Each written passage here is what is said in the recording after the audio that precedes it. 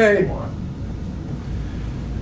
This is Stephen Sloan. The date is October 21st, 2011. I'm with Mr. William Dippo at his home at 5546 Crosswind, San Antonio, Texas. This is an interview for the Texas Holocaust and Genocide Commission's Texas Liberators project. Mr. Dippo, thank you for sitting down with me today and doing this interview. Now, I told you I wanted to go slow, so I would like for you to tell me a little bit about the Dippo family going back. So we're going to begin around your birth, but give me a little bit of the family background if you would. I'll start with date of birth. The real date of birth. Okay, 15 June 1925. That was a good year for grapes. I was told later on. Boy, we'll go from there. Hey, wait a minute. Me lost my word. I have two sisters, both junior to me. My dad was born in 1900, and he wanted to go to World War. I should be looking at you. He wanted to enlist in World War II, but his mother, my grandmother, was a tough old Irish lady, Kilfoyle, and she boxed his ears a few times, and he realized he couldn't enlist. So when my time came, my war came, I had nobody to box my ears. I could do just about what I wanted if I was not immoral or illegal. And I live by that credo, by the way. So, my dad was a shirt cutter, arrow shirts, as a matter of fact. I always had plenty of shirts. I was the best dressed kid in school, with shirts, that is. And my pants were baggy, but my shirts were very nice. They're silk and everything. We had a lot of gangsters around New York, upstate New York, and they liked custom shirts, so Dad sort of helped me out in that respect. Mom was a mom, stay-at-home mom, and not much to say. She had raised 3 children, and oh, she did hit me with a coat hanger. I think I broke it when I told her I enlisted in the service. And oh, I'll tell you a funny story about her. So anyway, so the family, I have my other one sister born in 28, another born in 32 or something. And then the family grew up, and then I left high school. I left just as I was supposed to go into the 4th year. I would probably, I would say patriotism, but I didn't probably even know the word then. Yes, I did. But I just wanted to get away for some reason. The police weren't after me no, I'm sure they weren't. And so, knowing that I couldn't get in at 17, I had a couple of guys that, during the war, there were coupons. You had to have sugar coupons, gasoline coupons, coupons. And I was aware of it, but never partook in their deal what they were doing. They were counterfeiting those. So who do I go to fix my birth certificate? There's my 2 friends who subsequently were in jail. Well, I was in Boston, not Boston, Bastogne. So anyway, I got in 17. I enlisted, so I asked for the cavalry. I was a pretty good horse rider, as a matter of fact. I could jump, I could curry his tail. I was used to that because of the National Guard. I used to go away with my dad, who was in the National Guard right from after World War II, one, because he couldn't go. So he became a National Guardsman and an officer within the National Guard setup.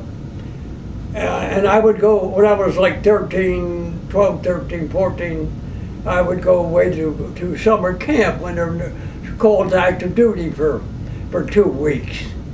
And that's where I learned how to take care of a horse. And they weren't looking. I used to ride them bareback around at the corrals. Anyway, I enlisted for the cavalry. And so why for the cavalry? Why did you enlist in the cavalry? Why in the cavalry? Why did you enlist in the cavalry? Because I could ride a horse. I didn't know any better. There was no cavalry. There was no cavalry, but I just said that. And there's something more I should say. When I went down to enlist, I went with my buddy. I can't remember his name really.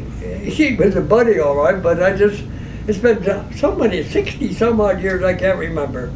And he didn't go to my school, or my church, so I never knew him that well. And he had one of these elbows like Senator McCain has. His is from being a prisoner. He was born this way. You know, it's some, I don't know what they call it. So I said, okay, I'll go Navy. So we were down together. The Navy took him, arm or no arm, but wouldn't take me. I couldn't see the wall, and I was too skinny. So, too tall to be that skinny. He was skinny, but he was short. So, I didn't bother asking the Marines, and the Army Air Force, I'm sure, wouldn't have taken me. But somebody stuck their head out of the door as I was going down the hall from the post office to go home. And I was a little upset and unhappy that they wouldn't take me. And then I heard, psst, psst. I turned around, and there was this big fellow with all sorts of stripes on his arm and medals. And he says, come here, son. So I went in. I told him, I said, okay, I want to enlist in the cavalry. Okay. Are you 18? Well, I got ahead of myself there on the 18 thing. I said, yes, I'll bring in my birth certificate. He said, you do that. So in the meantime, eat a whole bunch of bananas and we'll give you glasses. Don't worry about that. And the cavalry. So anyway, my grandfather was a policeman, and I told him exactly what I did, and he was all for it. In fact, he was in the Spanish-American War, as a matter of fact, but he never got out of Florida. He never got to Cuba, but he was there. He was a veteran of the Spanish-American War, so and I thought I'd uphold the name. And what was his reaction when you told him that you? Oh, he was happy as hell. He was happy as hell. I shouldn't use these words. He was very happy that I was going. He knew I could do it, and he knew it might straighten me out a little more. I was bent somewhere, and he said, that's good for you. This will be great. So, okay, I went home for a month, and then they called me. I ate bananas, and so how much did you weigh before you started your banana eating? Huh? How much did you weigh when you? 135, 6'1", and I weighed. I don't weigh that. I do a little more, but not much. And the Navy didn't want me, like I said. But bananas, I weighed at 138, so what the hell? I didn't put it in my pockets or anything. I knew they'd take me. So anyway, Mom was okay on that, and Dad finally came around. Of course, Grandpa was pushing me in, and because he's got a lot of stories from other policemen about me, but nothing was ever. I never was booked, as it were, because, oh, Dippo, yes. Oh, Officer Frank? Yeah, my grandpa. Okay, go ahead. I'd have a shirt full of apples or pears or something. That kind of nonsense, as kids would do, I guess. And so anyway, I guess by this time, they called me and said this and this and a ticket to the train, and they're going to go to Fort Dix, New Jersey. I said, that's not cavalry. You had to be trained or inducted or some damn thing. Oh, they gave me the induction. I swore in. Well, anyway, I had to go through there, to Fort Dix, and that's down in New Jersey. And there they issued uniforms and things like that you needed. Gas mask, uniform, overcoats, clothes, etc., duffel bag. And then they slap you on another train, and that's with orders to go to Camp Polk, it was called, Camp Polk, Louisiana. I didn't know about that. But that's a long way from Troy, New York. Huh? That's a long way from Troy, New York. Yes, that's where my mother comes in. When to Camp Polk, when she found out where it was located and what it was, a little town outside, it was bad for her son. She actually called a senator or somebody, congressman, and she told her, we can't be. I think she wrote a letter finally to the Army, Fort Polk, and that said no names or anything. Somehow, I was never notified. I was told by my sisters that my mother had gone ape about thinking I was too young to be around that atmosphere outside of a post during the war. Yeah. So anyway, I was satisfied there were no horses.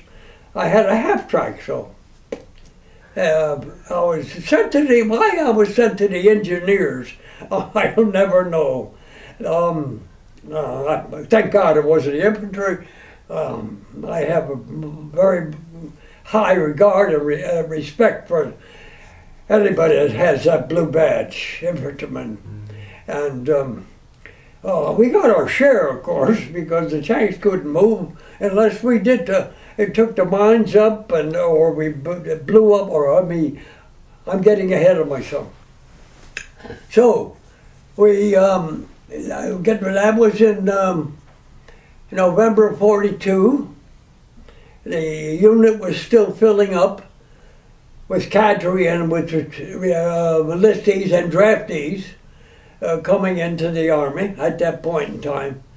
11th Armored Division was in South Camp. There was Fort Polk was had two camps, so big, North Camp and South Camp, and the 4th Armored, they come, or 7th Armored. I'm not 7th Armored was doing the same at North Camp. They were forming and training. None of this business of going to boot camp and then going. We went right to our unit, right to our company, platoon, and squad. And you take it from there. But what takes place during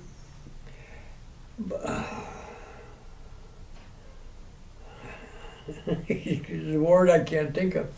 What takes place when you first go in, and all the training and you have to do was done actually in your own division, your own outfit. Boot camp, kind of your boot camp experience. Your boot camp experience. Boot camp, that's Navy term. But I don't want to use that. Sure. I don't like them anyway.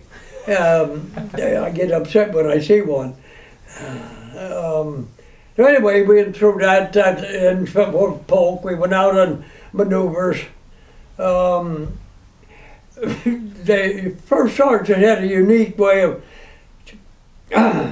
meting out disciplinary action. And once you crossed him, if anybody knows Louisiana, and out in the swamps and the sand, you're handed a shovel and you have to dig well, it depends how bad you were, or what you like, not showing up reverently, or not reporting to the mess hall to work in the kitchen. He would put you to digging holes in the ground. It didn't make sense, but it was a lot of work. 2x2s or 4x4s, depending on what you did. And one of my buddies who took all those pictures, Ray Bush, who's since passed. And for example, on a bivouac one time during the maneuvers, the unit camp put up their tents here where he told them. So Bush and I we didn't like that. We went further off in the woods where they couldn't find it. That was 2 more holes we had to dig when we got back. Or one time they caught us with balloons in our knapsack instead of all the stuff you're supposed to carry on a 25-mile hike. That was stupid. So we put balloons in the damn thing. Anything to make it look like we got caught, and that was more digging the dirt. Nothing so bad that you went to the stockade. We never were that bad. We were just pranksters, youngsters. No, Ray is, if he'd lived, he'd be about 93 or 94. Because I failed to mention that I was probably,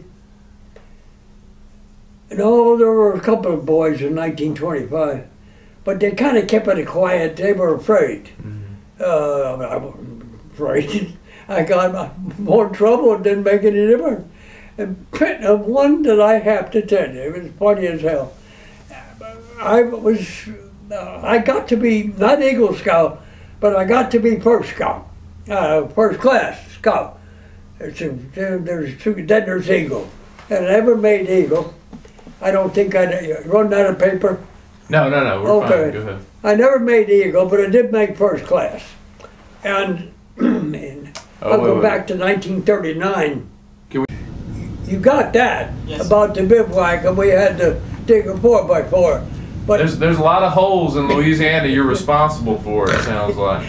But the 2 of us. Oh, yeah. I was talking about Ray in the pictures. Yes, he was, most people in the unit were, I think there might have been 2 other guys, but company was 150 men approximately, an engineer company. And 3 platoons, this comes into play later on, and 3 squads, or 4, I don't know. And in each squad were 10 or 11 people. And Bush was a squad leader.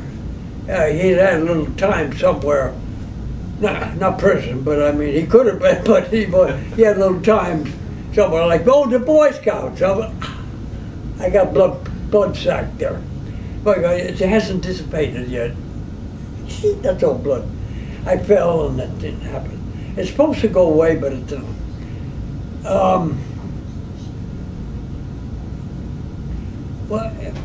Oh, Ray, okay. Holes, yes, of course. Push me. You were talking about Ray. You were telling me a story about Ray, who had taken the platoons and squads and so on. Okay, that plays a part. Anyway, about this time, 41 and 42, General Patton was in North Africa with the 1st and 2nd Armored Divisions. Early on, of course, they were 1st and 2nd. And orders came down. No, not there, not a folk. Okay, we trained in swamp areas, and the sand and the swamp and the mosquitoes, and their damn mosquitoes were so big they argue whether they're going to eat us here or even take us home. They're monsters. Oh, Huey Long's bridges we did. You know, Huey Long, a lot of people won't. But he was a crook, gangster, and everything else. But he did a lot for the Louisiana. Anyway, all those were rotted out. We rebuilt them. We built them. We learned how to do a Bailey Bridge that the British on the Sabine River. The Sabine River between Louisiana and Texas. We were on the Louisiana side, of course, and we never make it across, but we were told or showed how to by British. Now it comes to their tongue. And they go around with that thing and bang bang and they're crazy and all this stuff. We didn't go for that. That's too much. Anyway, they were there to teach us how to build a Bailey Bridge and to shove it across. You build it, you shove it, you build it, you shove it. And we learned that, and we learned, of course, pontoon bridges is obvious. These big pontoons, monsters with an inlay. And, that's a good story about those. But by the time we get to Camp Cook, they taught us how to do the Bailey, we know how to do the other. And all these trainings, and all the guys were specializing. And I thought I'd like to demolition, so I was me and another fellow. That doesn't really surprise me. Huh? That doesn't surprise me that you went into demolition. The prankster that you are went into demolition. What you could do with nitrostarch, it's probably now it's entirely different, I'm sure. But the little blocks of nitrostarch, just the little bitty ones, and I'll tell you what we used to do with those too. They weren't for a personal reason. Anyway, we all specialized in something. And mine was in primer cord and nitrostarch and poop and electric wires and all that. And what the hell is that cord that goes, it's instantaneous, primer cord, or whatever. Anyway, you learn the whole thing so you don't blow yourself up or anybody else in the company. And at that time, that's Louisiana time. Maneuvers, each in their specialty, the tanks and this plays a part too later on. It had a cavalry, 41st Cavalry, and it shows in my magazines and stuff. They're the ones that actually got there before anybody else. So the division is comprised of, the reason why the triangles, cavalry, infantry, tanks, armored engineers, ordnance, I think we might have had an ordnance company, a medical company, excuse me, not a company, medical platoon, because this is talking about our company and they get medical platoon. Okay, because during the actual battle, there's combat command A, B, and reserve. And you don't see your fellow man if he's not in one of these, I mean, if you're not with them in that command. And the reserve doesn't mean they're sitting under bottom. They're called into action too sometimes, not sometimes, quite often. Because we're not supposed to back up. So they send up more to help you out. So also, I'm glad you could edit this. You're doing great. Fort Polk was about 2 years, 42, 43. I guess it wasn't. Let's say a year and a half. Then they sent us to Berkeley. That's your Texas. You're somewhere out there, and there I don't know what the hell it was all about. Oh, I forgot. While we're on maneuvers in Louisiana, I thought something was up with the old man, the boss, the captain, the company commander, Captain Blackburn. He stepped on a shoe of mine, lost one leg and tore up another one.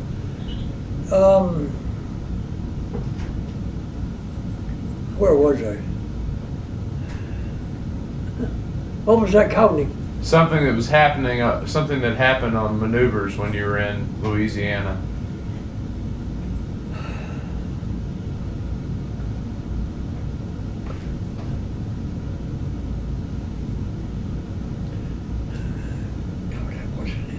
You wanted to catch it before? No, okay. We did all the swamp stuff and the desert stuff and the mosquitoes and all that crap, and learned how to function in that particular environment.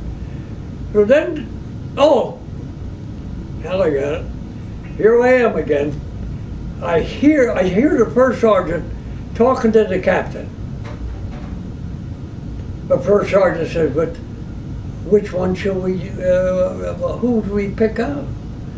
And I said, "Well, ask for volunteers." Well, anything to get off the Louisiana maneuvers. So when somebody called the company to attention, I think our platoon leaders, the platoon leaders were first lieutenant and second lieutenant, and they were told to call the company to attention. This is before we went to Barclay. I wondered why I didn't remember Barclay. And the first sergeant came out and put his clipboard up, put us at ease, and I already had my hand going up. "Who wants to go to Fort Knox?" I was already up there. "Oh, Dippo's got his hand up." "Okay, where am I going?" "Fort Knox, Kentucky." "Oh, that sounds like an excitement. Good. What for?" "Well, it's an armored school, briefing in on armored tactics and stuff." "Oh, hear me, I'm a demolition guy." "I don't care, I go." So I went, and that lasted, 4, 6 weeks, about a month. And in that time, they moved to Barclay, and I wasn't in that particular move. And then they didn't stay there very long. The division didn't stay there very long, apparently, because then they were, the next time Bush called me, he said, we're going to the Mojave Desert." "Oh, that's exciting." I like that. I'd never been there. And so I left there after about 3 or 4 days later, and they paid my way to Camp Cook. They had already left Barclay and gone to Camp Cook. And Camp Cook is right on the Pacific Ocean, about almost 200 miles north of Los Angeles, because I don't know of any other point to get the distance. And we were right on the Pacific, and mostly the artillery was doing their thing, and the poor guy pulling the plane pulling the thing you shoot at. They were playing with that with a 450 calibers on a stand, and they're firing at that, and the field artillery is firing at nothing, just out in the water. Aha! I said nothing, didn't I? Well, every day at a certain time, there's a train called the Super Chief, and it starts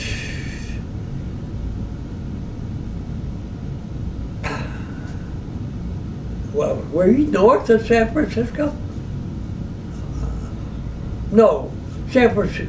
Well, whatever was north of where we were, Camp Cook, and it made its way to Los Angeles and then to Chicago and all that sort of stuff. So we have 3 artillery battalions. Well, everything is in threes. We had 3 artillery battalions, and they're tank tracked, but they're open on top, and have what they call a priest thing. That was their big weapon. I'm not sure what it was. 75 maybe, and our tanks had 75s, and they had 88s. But anyway, that's another story. Say 75s over with there's a howitzer and there's a long gun. The French had the howitzer in World War I, 75, I think, a Holocaust. Anyway, whatever. It was a pretty good sized show. And they were firing one day, and the super chief was going by when they didn't see it because it wasn't in sight, or they didn't think they saw it, and it went right through the dining car. Oh, armored person. Nobody in the dining car, thank God. Nobody was in the dining car. But then the newspaper, the closest place was Bampoke or some little kleiner Stadt, a very small place. That's where I learned vodka. I never had before, but in this little town at Lompoc. Anyway, paper. 11th Armored Division Artillery. I know it was well phrased. Artillery knocked off, or whatever, the dining car, no one hurt. But that was there. Okay, that was the artillery. We were working on minefields. They would bury them, but they would say there was nothing in them, thank God. And we were taught how to properly do it. Yeah. And what you see in every movie now, cowboy, I mean War II movie, you use your bayonet to pissing and you find it, you call somebody, what do I do now? And this is how we learned to do that. And then the Bangalore torpedo come in. They're very active on D-Day. You build your torpedo like you build the Bailey Bridge. Push, push, loaded with explosives all the time, each time. And then down, push, push. They used them once they got a foothold on D-Day. They were able to blow the fences, whatever was in their way, by pushing the Bangalore torpedoes up there and then igniting it at this end. Well, we did so well that General Bradley came out. I don't know what his position was then. Army Chief of Staff, probably. Yeah. General Bradley. We were all introduced to him. And he went to everybody's unit, the infantry's, the artillery's, all the engineers, and he came out and saw us on the Bangalore, and they put a light charge in him just so to excite the old man, I guess. And we blew one up in an imaginary fence, and he says, well, you guys are ready. Now here we are, Polk, Barclay. Oh no, that's Cook. Where we went to Mojave Desert. Back up here. After Barclay, I met him and I told you. Whoop, Yeah, went to the Mojave Desert. You met him there. I met him at Mojave, and that was tent living. And the big thrill there was, well, live ammunition, even for us riflemen. It was live, all live, because there's nothing out there but what do you call those two? Tarantulas and Scorpions. Yeah. Who said that? I said it. You did. I thought it was somebody back there. Well, we used to put them in a fight. We'd catch them in a fight. And another thing that was kind of different out there, there was a 5-gallon receptacle outside of each tent of 8, 10 men. But you know what the hell that was? The last one out had to empty it, headed about 10 yards up to the latrine, and slop, slip, slop, and everything else. And I told most people, this the tent, come on, we don't want this. It'd be crazy, these nuts, let them do what they want, they're crazy. If we just outside. If it ain't big enough, go outside. But don't do it. The thing, I'm usually the last one out because I'm a slow in the morning. I just can't wake up. And let me see what else out there. We had live ammunition, we had scorpion plates, we had pecans, and to empty. And then we went out to cook, and that's when we were told we were ready. We were ready, all right. 2.5 years practically training. Some guys go to boot or something for 6 weeks, and they're off with the gun, bang. Well, we did run the Army, and the Army needed us. Like, oh, here's one where the pontoons came in. We had a program. The government did, the military did, called ASTP, Army Specialized Training Program. You're aware of this? Yes, sir. For the bright boys. And they sent them all to college. Still, I'm still where I am. All mine came from what I learned, read, and absorbed. And so they came in. Well, after you've been in the Louisiana, Barclay again, I don't know. Out on the desert, freezing at night and sweating in the morning, to have a bunch of pansies coming, well, boop, boop. Not necessary, they're too very, these young men coming in, all with fingernail files and bathrobes and everything, all was pathetic. And you could sense there was a division. These people were not welcome. It's almost like prison. The new guy, you know, we don't want nothing to do with you. You're in our unit, this is what you do. Oh, I don't tell them that. I mean, the platoon sergeant and the platoon lieutenant, they were separated and moved out, and each one of the platoons.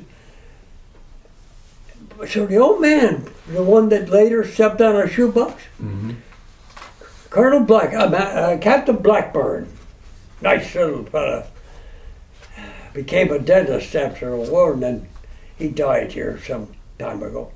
I should never go sidetracking. Oh, you were talking about the old man sensed it.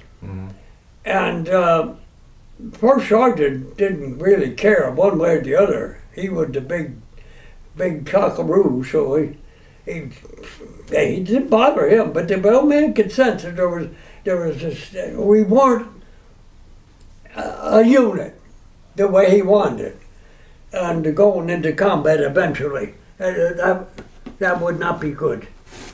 So what does he do? He says, we had a big generator that blew up those pontoons, and that goes with you into combat as well, because somebody's got to blow them up.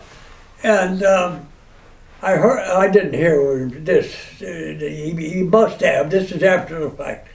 And he told Pinky to blow up a pond right now. No, this is Friday night. Okay, sometime Friday. Pinky had to go. He did too. Pinky had to go and and blow up a pontoon and put it out in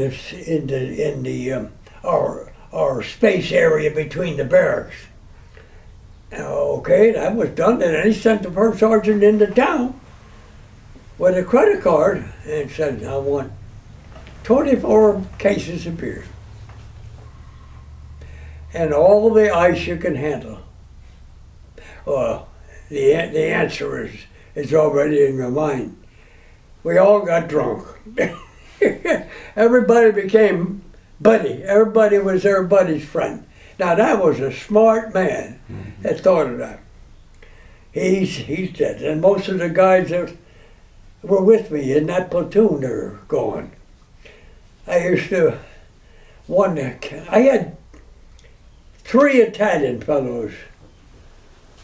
Did I tell you on the phone about the Italian fellow? No. Gaetano Giovanni Perigelli,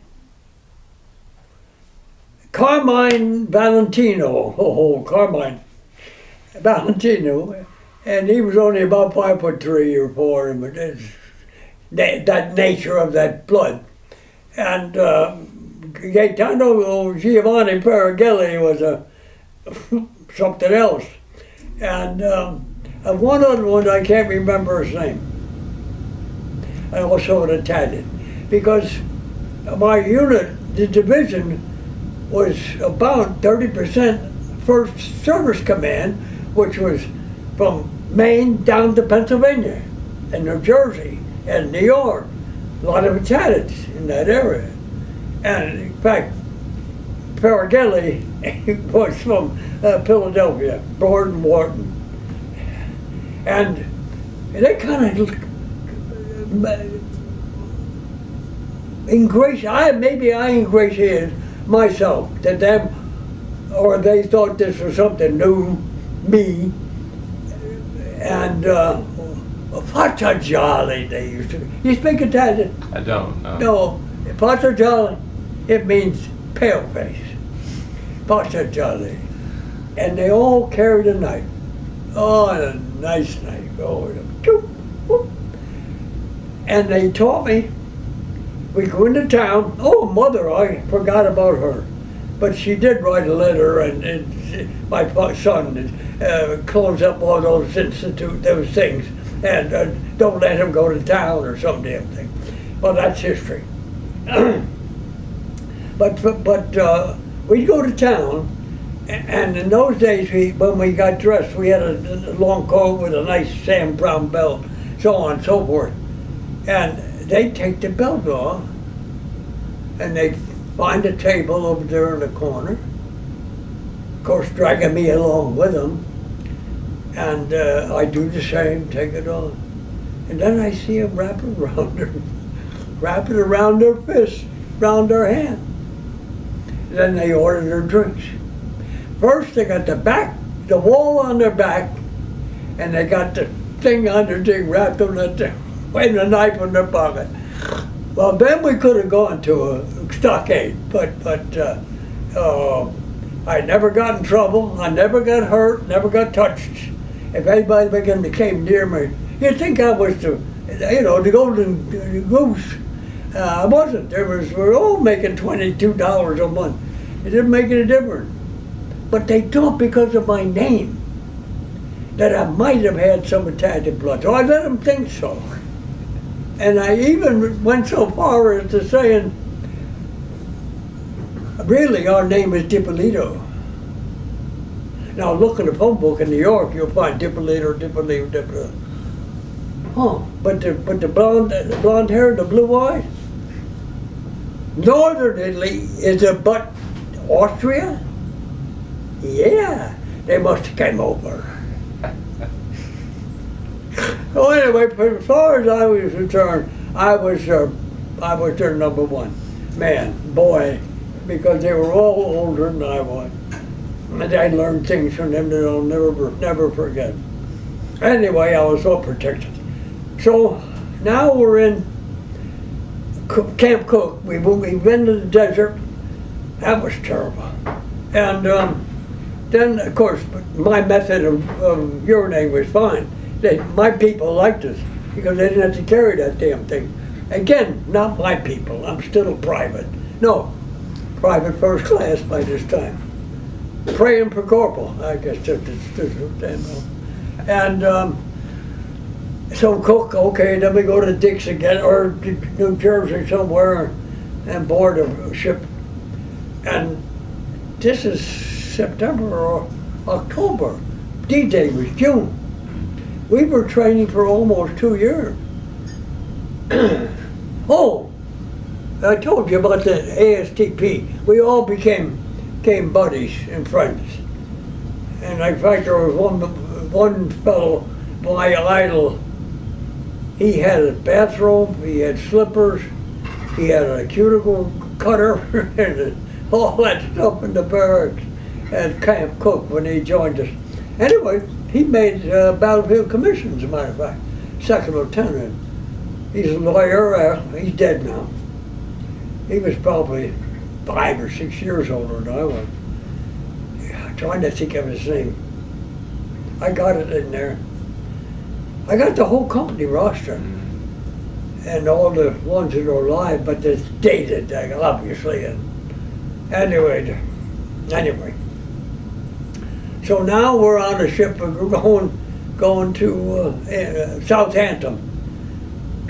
So it's October by now, and we did some training there. I guess I got more Brits with us again, and I'm trying to think of the time. Melksham. It was in Liberators. It's not far from Southampton, as a matter of fact. Okay, so we go aboard, we go across, and we were, I guess our orders were to go to Saint Nazaire. Now that was north of Paris,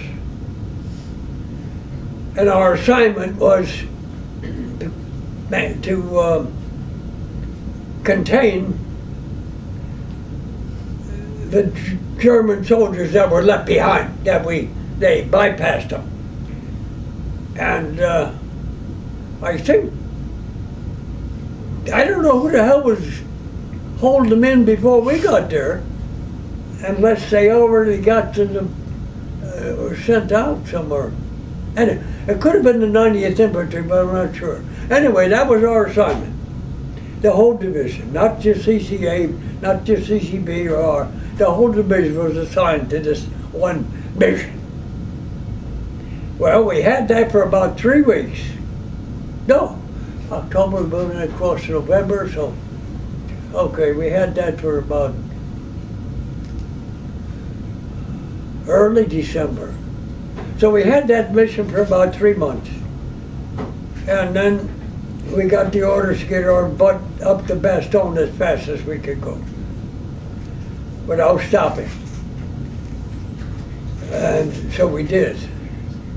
I guess some of you practically, I think you know, we made it 36 hours or something that made the papers anyway. Yeah, the forced march that you went on? I was a day and night, it meant nothing, just keep going. Yeah, what do you remember from that? You remember that too? No, what do you remember from that march? I don't, because in Saint, at the beginning of the Ardennes, there's a French town. God forbid. I can't remember that. Right there, then the Ardennes Forest town. But anyway, we had stopped for some reason, had mechanicals, whatever, somebody on the line, and up comes all these people with Calvados. I thought vodka was, Calvados will kill you. Well, we were loaded down with Calvados by the time we got to outside of Bastogne. So I really don't quite remember too much about it. I wasn't the driver. Driver was, I don't know who he was, I forget. He was a farmer from Arkansas or something. I don't know, one of the old timers anyway. So it started to snow. By this time it's December 13, 12, 13, 14, something like that. And I think I told you, maybe I didn't, but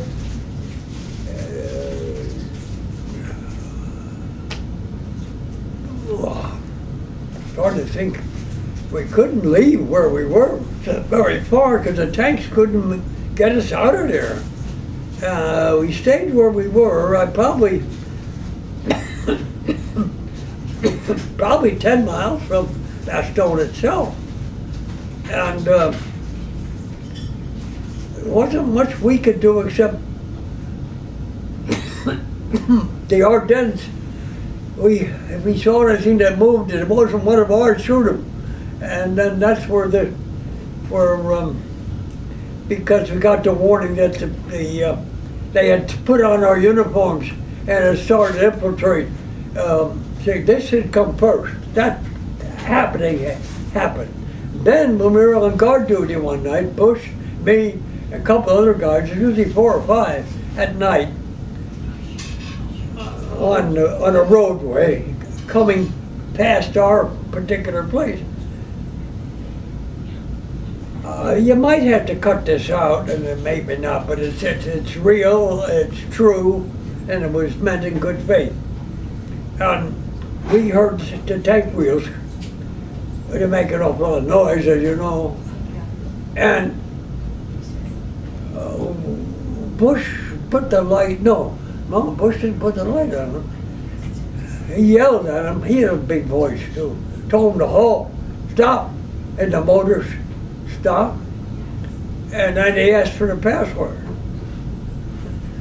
We didn't even know it really, but the guy got hesitation, and then we see a light and a flashlight in a man's hand shining on his face. He says, "You ain't seen any black Germans yet." It was a black unit, separated. Segregation was still obviously until '48, and we were a segregated army. Though the Red Ball Express, we couldn't have done anything without them. That's to have ammunition and food and gas and coming from the various ports that we had liberated, all the way to Belgium. That was all by the black troops. And but when he said that, we felt we could go through the whole night and not worry. But that's one little humorous part of that. And then while we were in, oh, I mentioned Carmine. Okay, we paired up. Remember, I'm 6'1" and Carmine's about 5'4". And this foxhole business is only when you're maintaining a position, like they did when we were stuck behind the, couldn't get out of the Rhine, couldn't get across the Rhine. We would have foxholes. Otherwise, you have a slit trench. Oh, that's where the nitrosarge came in, because there's noise going everywhere, and a tree bursts and screaming at me, and nobody would. So we'd pick a hole the best we could, and then stick a square of nitrosarge in there and run like hell. And then I go, damn it, then we got to start on it. It didn't dig the hole, but it did break the hole, so we had to dig it. But the story, the crux of this story is when you lay out, I lay out 6'1". Carmine gets 5'3", he stopped digging. He don't dig anymore. I said, crazy, Carmine. I said, hey, Sawyer, Bubba, not my fault. No, they didn't use the word Bubba, because that's strictly Texas. And I thought that was funny, because you had enough to keep really warm. We froze our feet, really, but we didn't. Our bodies, we had the overcoats, nice big heavy overcoats and jackets and shirts and shit, stuff you never changed for weeks. And socks too. You never changed, hardly, though they wanted you to change them as often as you could. It made sense. But it's pretty hard to kick off your boots and in that kind of weather. So we didn't. Anyway, somebody else was, that was the 101st Airborne, the battered bastards of Bastogne. Everybody knows of them and what they did and what McCollum said to the Germans and everything. That's in movies, but it's all, that part is all true. You know where I was, I think. And but 82nd Airborne, the elements of it, there were still regiments. We were battalions. We used to be regiments, but it didn't work. So that's when the old British 4 square. Ours were strictly battalions. They have regiments. They still have them, I guess. And they came out of France with their short coat, their flashy boots, and their carbines, of course, the ones that fold. We got that big 9-pounder. I bet they'd like some overcoats and some galoshes. I knew the supply sergeant quite well. In fact, I have a picture of him somewhere. We're both drinking together, and he's gone. Mother wouldn't know. I had that picture too just recently. Hennigan, a good old Irishman, and of course he liked his. I didn't mind. I was learning all this. By this time I'm Boston, December. You figured out that was 44 from 25. And that's how old I was at in the Bulge at Bastogne. And it was slow going, obviously. And well, now you were talking about this deal. You made a deal with the supply sergeant with the British. Y'all made a deal. Oh, I forget about that. Yeah. I think it was the galoshes and the overcoats. We lost people. We got overcoats. We lost people. We got galoshes. It's a brutal saying, but it isn't. Like I told you on the phone, that's war. The other is not war. And so I said, I think I can get us some of those fancy carbines. I got carmine mixed up with carbine. And he said, sure, go ahead, do what you can do with it. And because he got tired of carrying that carbine, I mean that thing, 9 pound Garand, wonderful rifle though, Jesus. Fire, and that's no automatic, semi-automatic. You go through a clip just like that, bam, another one.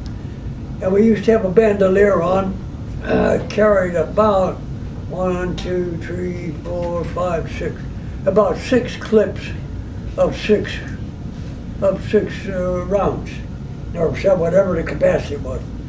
So we didn't trade any of that stuff, but we got about 4 of the paratroopers that give up their, to take our big rifle if they could have that overcoat. But this time they're slouching and the snow is up to here. We're used to it now.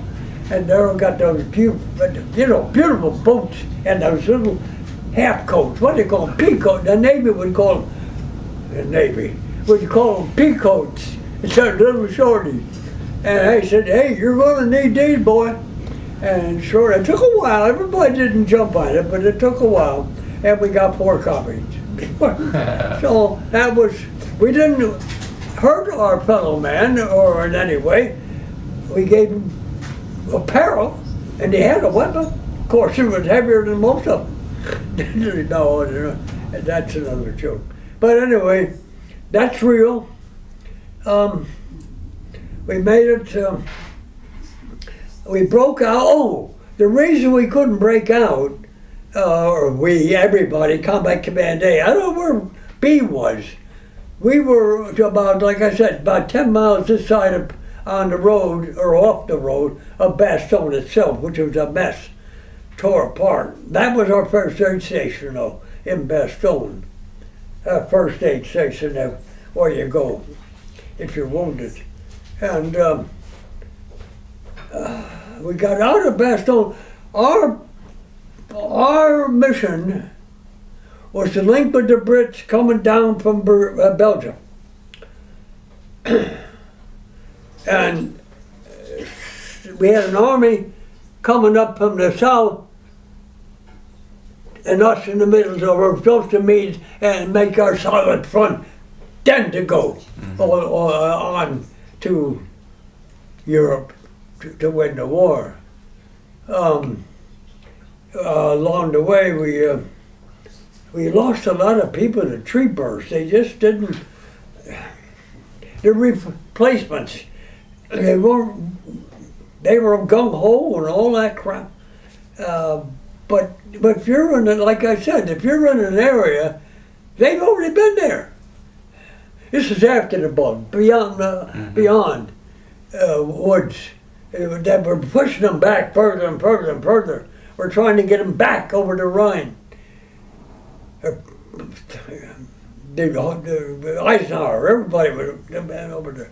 We finally linked up from the south, from the north, because they wanted Antwerp. If they could get Antwerp and ruin our income of, every time we lose a tank, we get 3 more.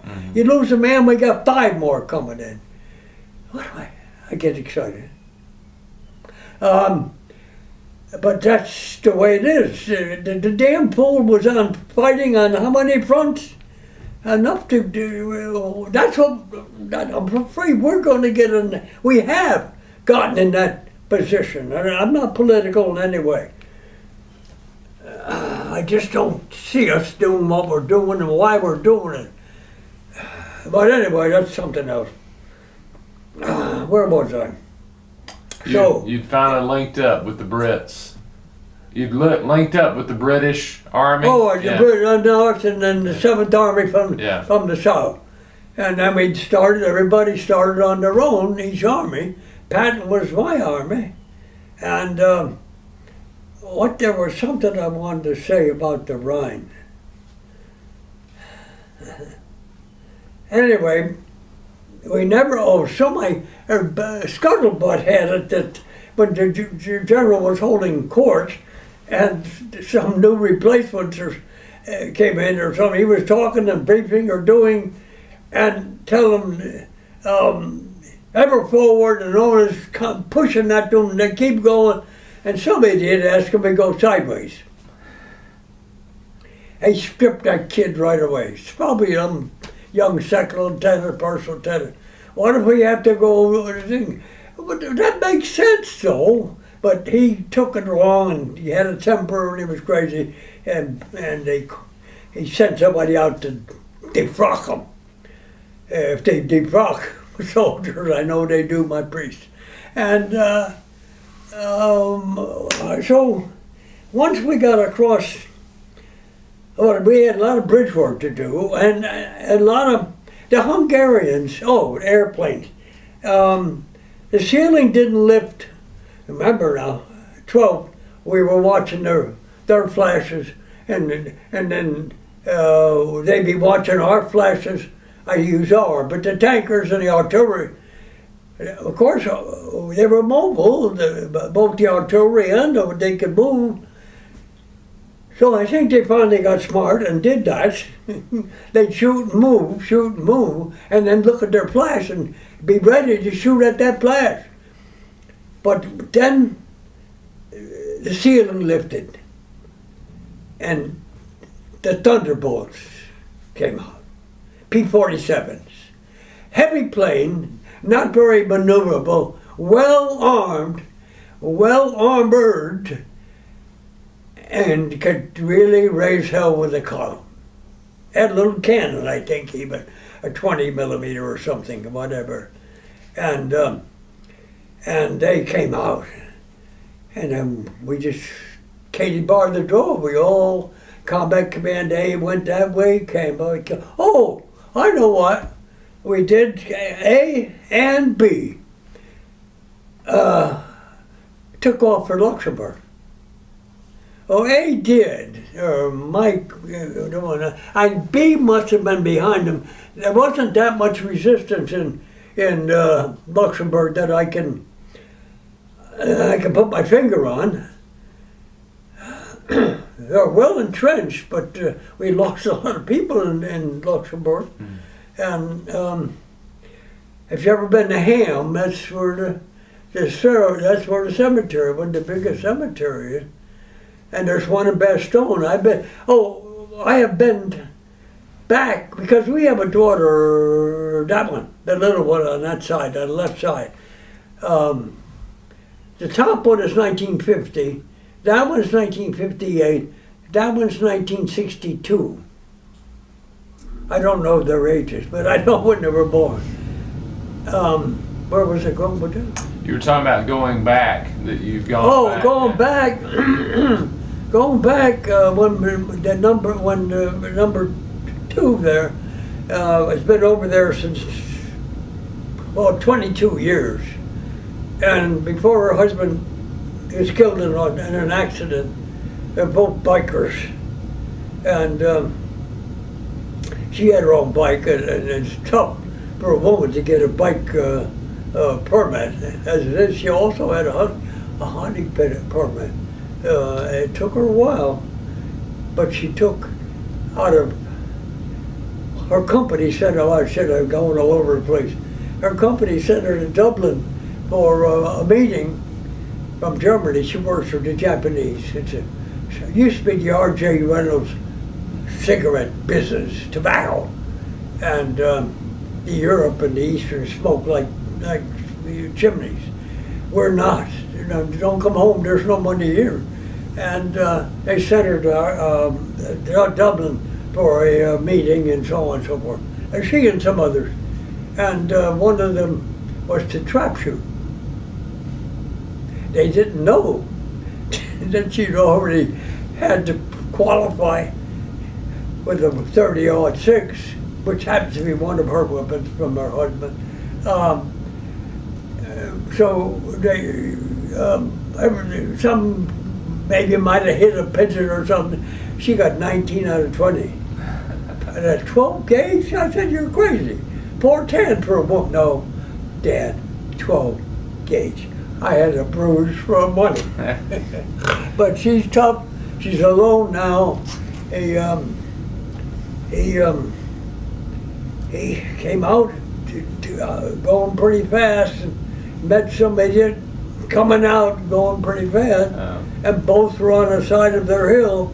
They came over the hill, bang. He was a big truck and he was a motorcycle. 30 foot in the air, down, broke his body all apart. That's been about a year now. She's been home since. Anyway, I'm sorry. So, I don't know where we were. Are you as good a shot? Were you as good a shot as she is? Were you as good a shot as she is? I could hardly lift that sucker. I did get sharpshooter.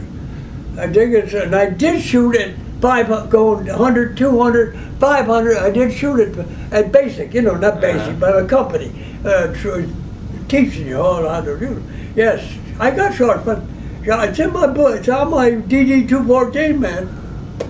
I don't know what score it was, but no, it wasn't like that. 19 out of 20. I didn't know how many bullets I got, but I got enough. Yeah, I did. You should ask that. Sharpshooter, yes, no. No, I mean, no. The next one up, no. There's three. This, and then that one. Expert. It's called expert and sharpshooter. This is whatever. The bottom of the line. Oh, that damn thing! I could hardly hold a sucker, but put a bayonet on, and I fell over. Well, not really. That's a joke. Okay, so we're in Luxembourg, and I must have slept all through it. I can't remember too much work we had to do. Oh, we had to blow some abbots. They would build. They would fell trees. That's one way to get in our way to hold us up.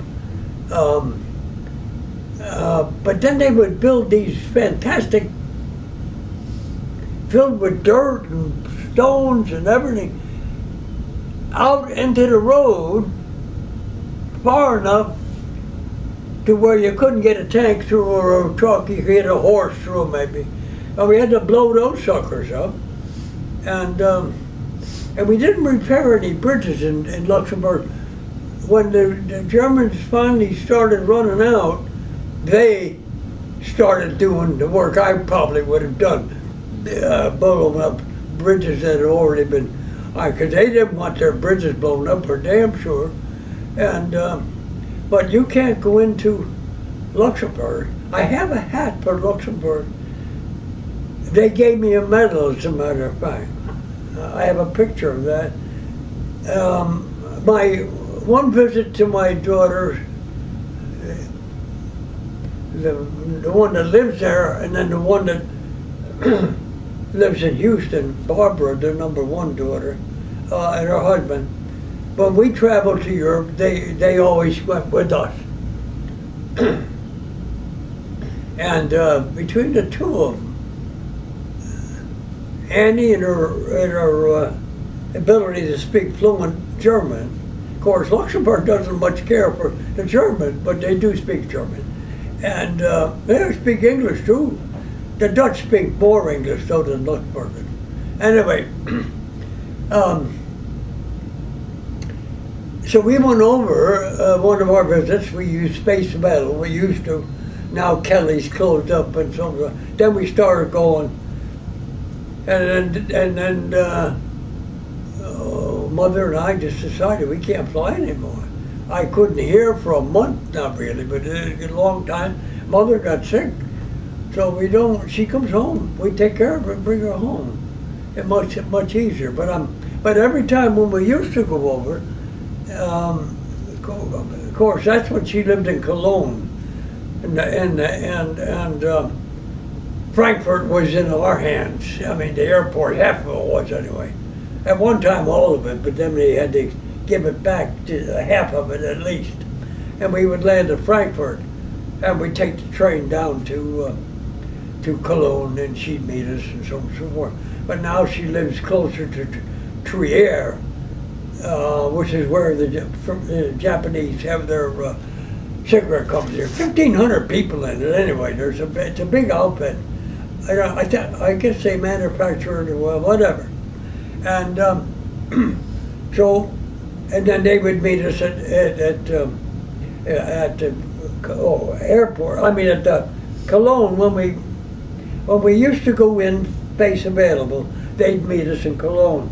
Then we started flying. We'd fly into Luxembourg City, which also Luxembourg City. And the first time I got in, I see her there.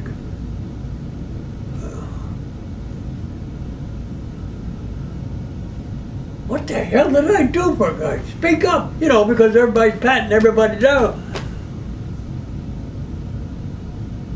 Oh.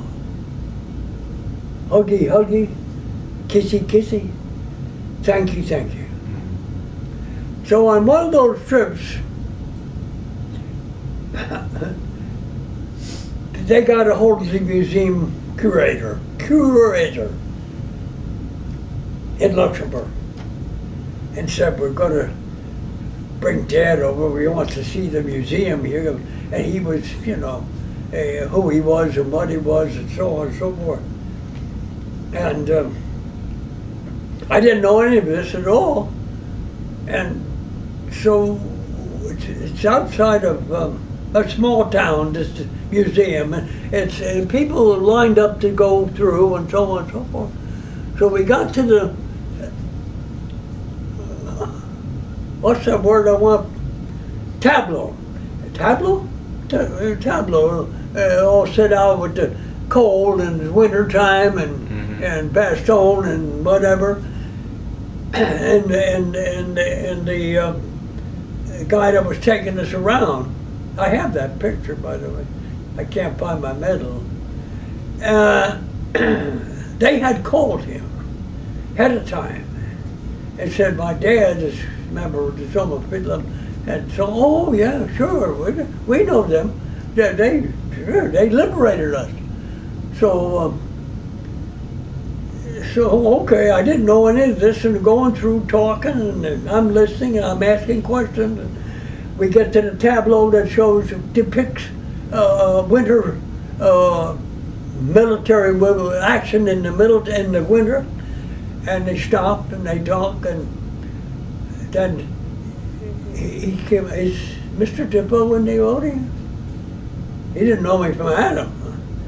They pointed me out. My son-in-law was hiding over there, he was alive then. But he didn't care about the war. He was only a baby, I guess, when this was going on. No, but he's a lawyer. He's a good lawyer too. And they pointed to me, and then he started told me, and I saw him. Somebody opened a box. And I saw him looking at me, and I saw him putting his hands in the box. And he pulls out this medal. And he comes towards me. Are you going to kiss me? That's silent. I went, that's silent. I didn't dare use my voice. Are you going to kiss me? Come on. No, I didn't know what he was going to do. He said, no. Put the medal on my shook my hand, and he asked me to say, of course, extemporaneously, thank God, I knew something.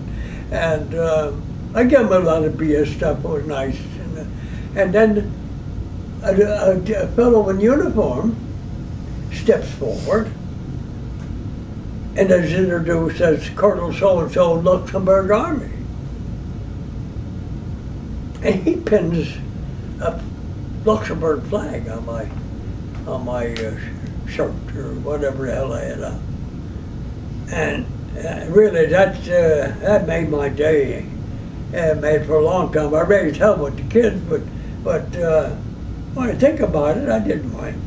And I didn't get any Bronze Stars or anything, but I got a Medal of Honor. That's the kind we have, just of honor. Not doesn't mean activities, you know. It could have been just being a nice guy and saving the other ass. That's all. So, but it was quite a. I wish I got the picture, but I don't have the medal. With the picture of doing it, I could find all that stuff. I got an idea. I bought a whole sack, almost a whole sack. I ate quite a few of 18 count shrimp. You know what that means? Oh yes, I know what a shrimp is. You know what that means? Yeah. They're pretty good size. And we have extra special, my special cheese. What the hell is it called? Cheddar. It might be cheddar white, but I think it's cheddar red. And then whatever the hell they got cooked up out there, why don't we take a break and have some refreshments? Would you like to take a break? Sure. Okay, all right. All right, Mr. Dippo, when we left off, you had us in Luxembourg. Can you pick up kind of your story from there? Well, that thing that I told you was personal, I don't think in there too? About the medal and all that? Yes, sir. You told us that, yeah. Well, when we got, during the war, when we liberated Luxembourg, I was not aware of it. It was Luxembourg, just another city, another town, another nation. Well, I guess I knew it was Luxembourg, but I didn't, anything particular stuck in my mind, or get stuck in my mind. And, but since I have a daughter, we have a daughter living in Germany, at Trier. Well, it's really outside of Trier, in a kleine Stadt, a small town outside of Trier.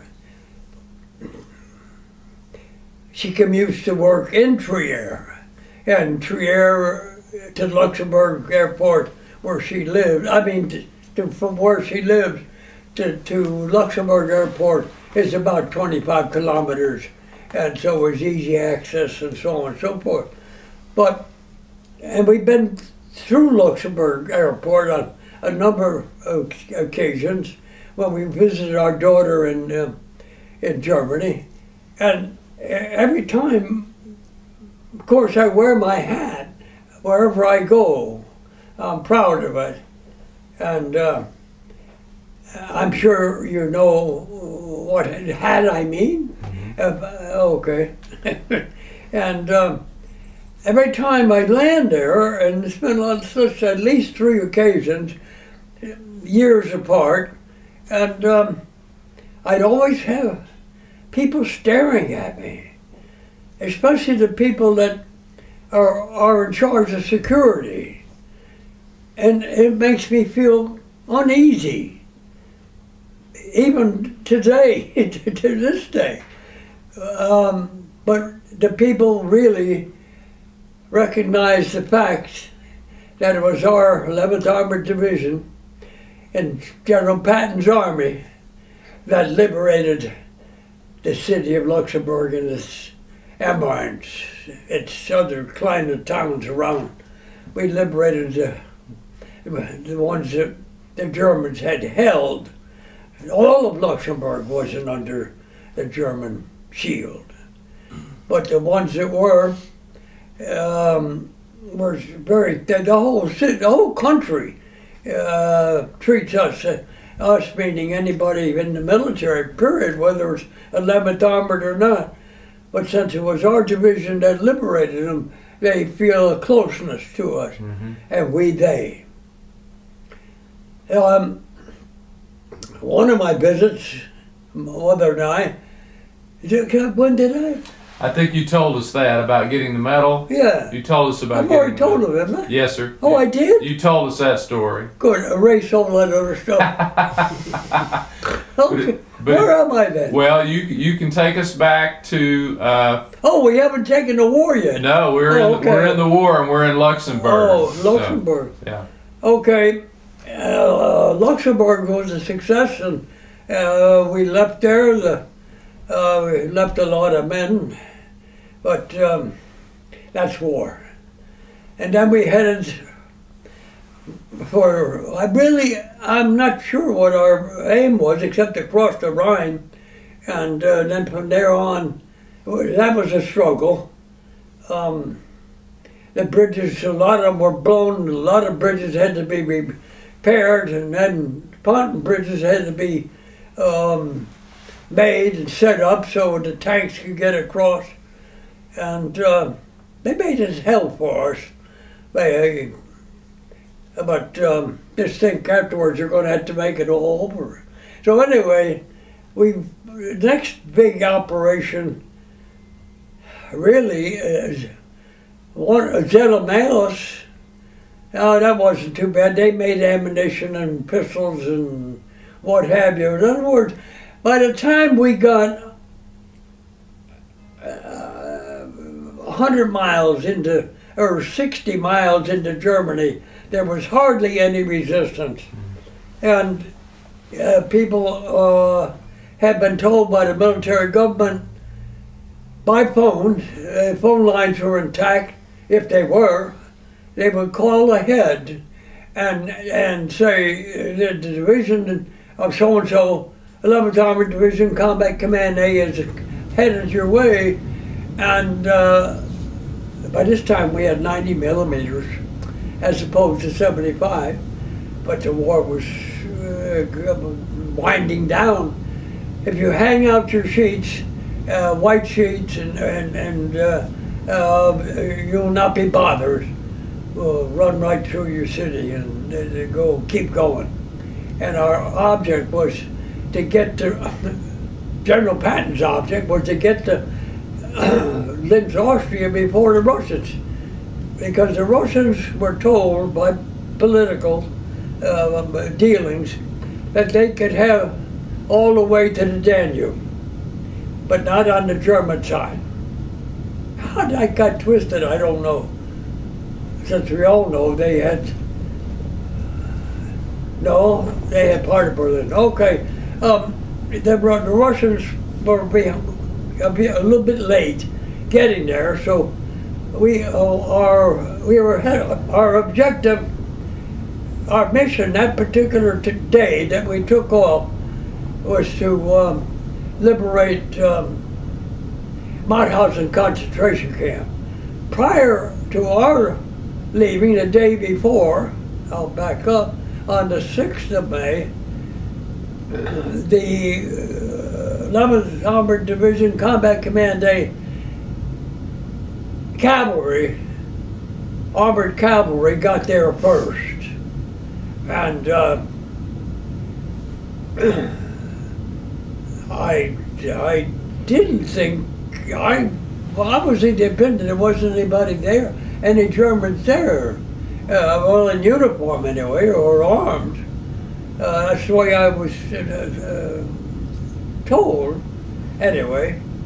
But the war still hadn't ended, but the cavalry sent out help, asking for medical help immediately, and of course the purification would be our job, which we didn't get to till the next day on the 7th of May. 7th of May, the rest of the Combat Command A arrived at Mauthausen concentration camp. And what we beheld, or what we saw, and I'm sure I speak for my comrades,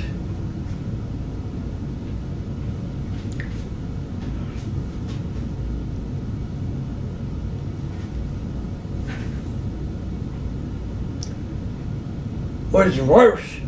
The condition of the people and what had transpired prior to our arrival was worse than the battlefield. They were terrible. They were covered with swords. They weighed 70 pounds. They were, if they were alive at all, didn't go over 70 pounds. And they were all sick and had lice, and it was terrible. But the medicos got in there that afternoon in force. They set up a tent to triage, but they didn't have to triage. Everybody was the same, practically. But they took care of the women and children and first, and they gave them first aid and gave them shots and operated on them and sent them back further back into a more station hospital, a mass unit, more or less. And then from there they could go on if they were still alive. But we did, the engineers, we had a trench dug by our dozers, and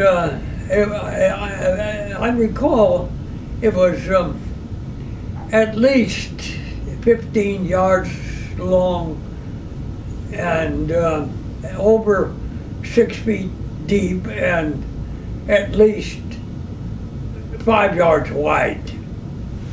And all the bodies had been stacked already, mostly on flatbeds, but some on the ground.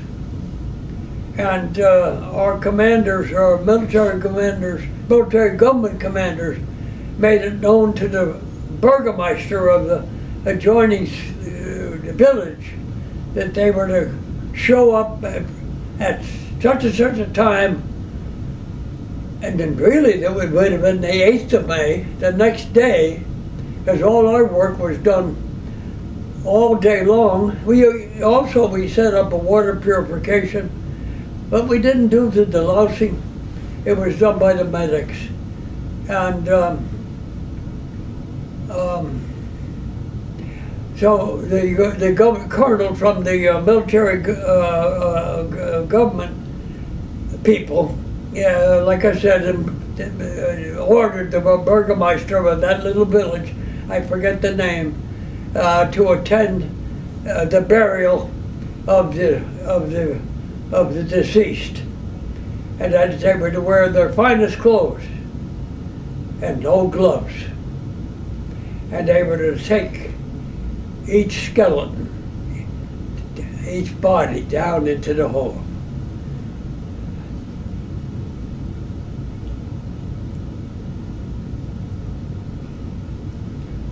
Well, you could hear, we didn't know. We didn't know. It still echoes in my ear that they didn't know what transpired. The stench of the ovens should have given it away, but didn't even need that. It was obvious what was going on in that enclosed area, Mauthausen.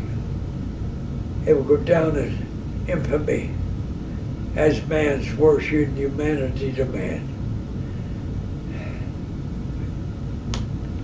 You know, you had said it was worse than a battlefield.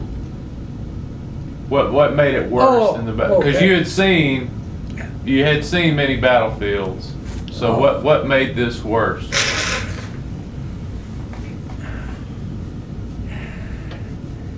I had mentioned earlier that the scene that we beheld when we went into Mauthausen was really the living dead. And in that sense, battle casualties, especially in winter, they freeze, and it doesn't get to you as badly as it does when you see a human walking like he's dead. Especially in the wintertime, your wound heals, or not heals, but the blood is coagulated very fast, and if the medics get to you fast enough, you won't freeze. But most of the young men in my outfit that were hurt like that, were injured, were wounded, thanks to God that they had the cold weather to help them with their wounds, to help them it coagulated better, faster than it did. But to see these human beings walking and shuffling and mumbling, and they don't know what to do and what's going on, what was terrible, was pretty hard to take for most of us. That's it.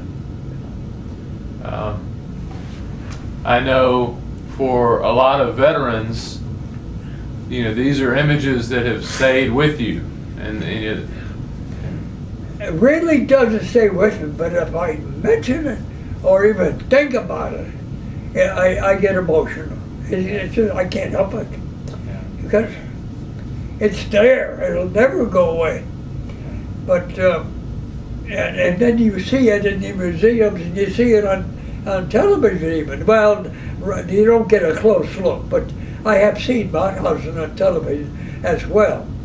But now it's all dolled up, and then of course they can't go back and show those pictures on television, of course.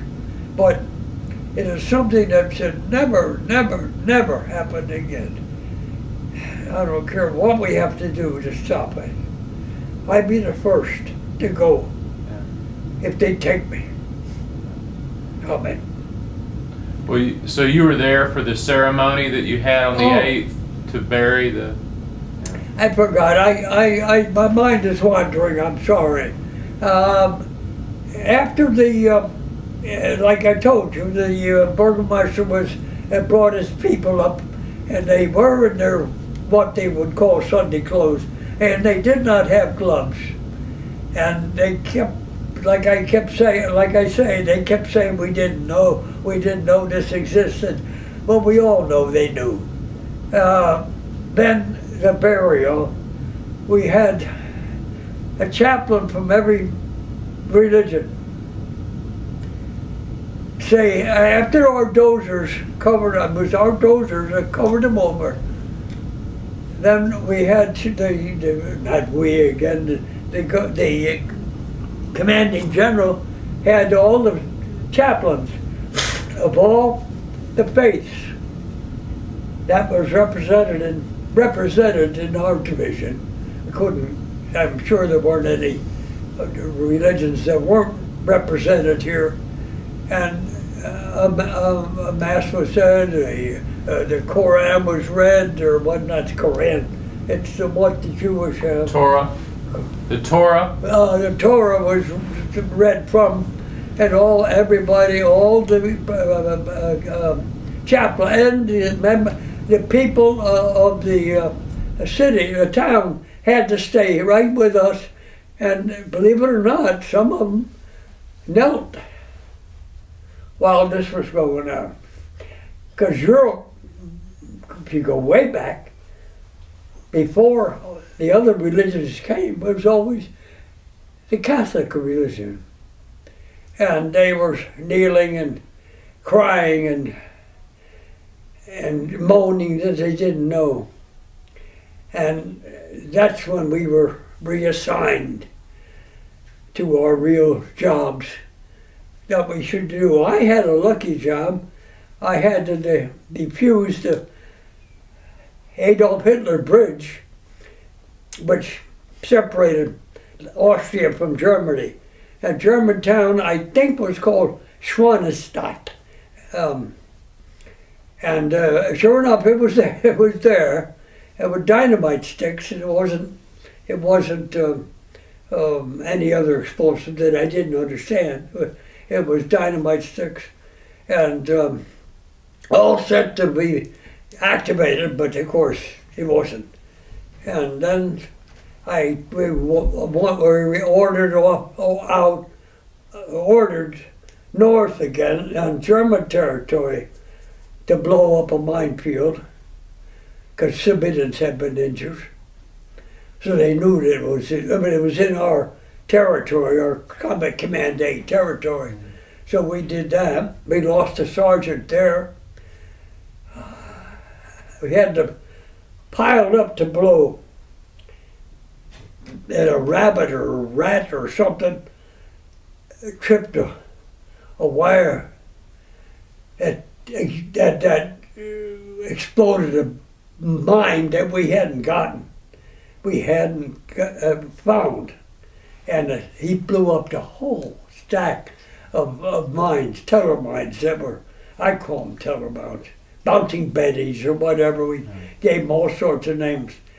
And Sergeant Brancaglione, another Italian from Brooklyn, I guess. And even the war was over then. And the Russians came in and we got out. Patton wasn't too happy about that, as you all know. He wanted to go to Berlin, but that would have been suicide. It couldn't have happened. It wouldn't have worked at all. Did you have any interaction with the Russians? Did you have any interaction? Yeah, watch us. We'd meet on the bridge, and we'd get across, or they could get across, but politically we were supposed to be out of Austria and into Germany. We'd do what we damn well pleased. But no, they were crazy for watchers. And a lot of them would say, they'd show you how many watches they have, or anything mechanical. Remember, a lot of those are farm boys, and way back, I mean, uneducated, but they fought like tigers. I sure as hell would like to have them on my side in any kind of a battle. But that's up to the powers to be to handle that situation. And one job that was a real job, the bridge and the mines. But the next assignment, believe this or not, the officers had taken over a recreation hotel for the German officers. You might as well cut this out later, but this is funny. It was in the Ebensee. But that was in Austria, though. How the hell to get away with it? But it was close to the German border anyway. And we had to repair it, give the plumbing back and the electric back and so on and so forth. And then we had to guard it. But that didn't last too long until new general took over our division, and he saw what was going on.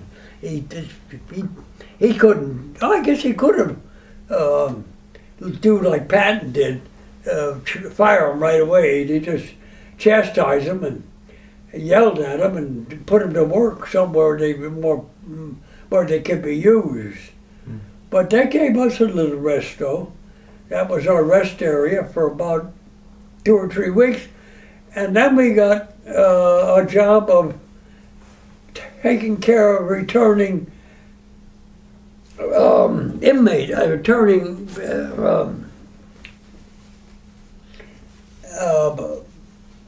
inmates from misplaced person, that people that had to go back to Poland, to Yugoslavia, Italy, whatever, not Italy, but all these other countries that Germany had overrun and made misplaced. We had a word for them, persons, misplaced persons, something like that. Displaced? Displaced? Yeah, something. Yeah. You know. We had to get trains lined up and coordinate the return of these people to their homeland. And one of my friends, yes, Boris Roger, a real Yugoslav, and he got on one train, the car that went to Yugoslavia, and they tried to keep him. We had to send the Marines in. No, we didn't send the Marines in. But somebody got on the line and yelled at somebody, but he spoke fluent Yugoslav, whatever, or Slavic language, and they tried to keep him. But didn't nobody try to keep me, but I didn't care whether they kept me or not. I wanted to get home. Yeah. But I did, on the way home, I got stuck. Now, my friend, the Boris Roger, another friend, Bush, of course, but Roger was just a friend after the war. And on the way home, we had to go through processing out as you processed in. And they were called cigarette camps. Chesterfield, whatever, Lucky Strike, and so on and so forth.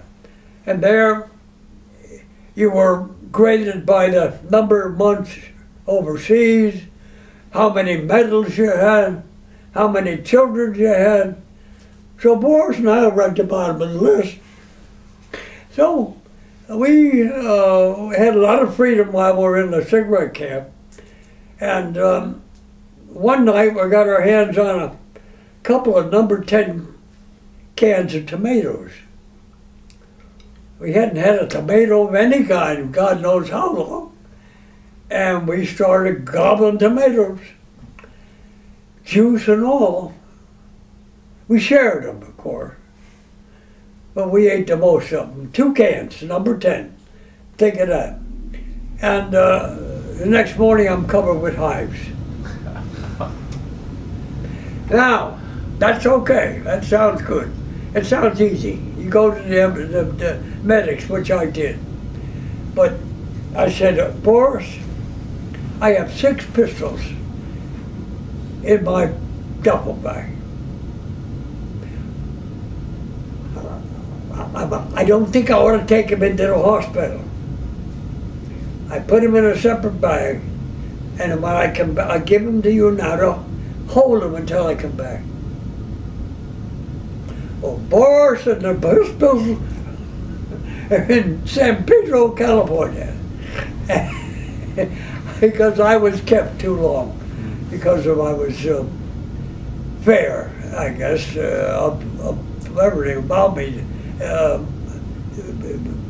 They had so many hives on me, I couldn't even, they had to cover me with powder. But you can eliminate all of this stuff, but no, I'm tempted to get a hold of Boris. He's still alive. I have my company roster. He still has your pistols? No, he still got my pistols. He still got your pistols, yeah. But I got his address, but nobody can tell me on the other end. We don't have any Boris Rosa here. But the roster is old. Yeah. It's 60 years old. And I just started calling now, and they can't find them. But I had 2 German Lugers, 1918. I had a Walther, because we took Salem. I had I guess Salem Alice made Walthers. 007, isn't that what he carries? Mm-hmm. I have one of those. I had a little 25 caliber. I had a P38. That's what they gave it the name. It wasn't as classy as a Luger. That's a classy gun. Oh, beautiful, 9mm. Anyway, I had 6 of them. And I did send home a rifle, which was okay. And I did liberate a typewriter or 2, that's okay. I only took one home.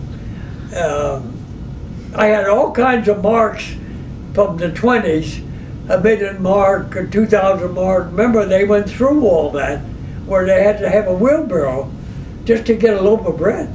That's what made him so mad. That's what made him crazy. He had to get this. That's real. The marks, they were deflated, and there was so much inflation that you would need a wheelbarrow to buy a loaf of bread. That was 1920s and so on and so forth, right after the war, their war. And that's what drove the idiot crazy, I guess. So, okay, no, I don't have. I think she'll get it. You know, I can hear that, yeah. But I can't. Sounds. See, sounds, Mother can't get that. Mother? She's got it. Oh, about sounds versus voices. Yeah. I can get any kind of sound. But unless you're looking at me and not talking to the wall, yeah. or talking, walking away, Yeah. I don't care how expensive they are. Ain't gonna work. Mr. Dippo, let me ask you another question about. Ask me questions. I want to ask you another question about my 1,000. Interactions that you had with the people that were there. No, I'm glad you brought that up. Okay. Even after they were deloused, we were not allowed to have we weren't to fraternize. Yours is a better term, but Patton loved that word, fraternize. We were told we could not fraternize with the Fräuleins. Well, you know, that wasn't no. We did the hell with that. General, too bad. But no, we knew why we were. Even after they'd been deloused, we weren't. But they were shipped out almost as soon as they were deloused. And I tell you the truth, I never saw those ladies that's in the other book I can't find. But there were women, obviously. And there was one of them that gave birth, like I said, gave birth 3 weeks before we arrived at the camp. The donor, we don't know. I use the word donor. We don't know. Could have been pregnant before she was put in that country. Nobody brings that up at all. But that's the picture I showed you. The mother, old 90-some-odd day, the daughter that was covered with sores and everything, and now her daughter. And then, of course, Tiber. There's a lot of good stuff. And there's a lot of authors, too, that German ladies especially, at the last hurrah, which was 2010, up at Louisville, where else? Fort Knox.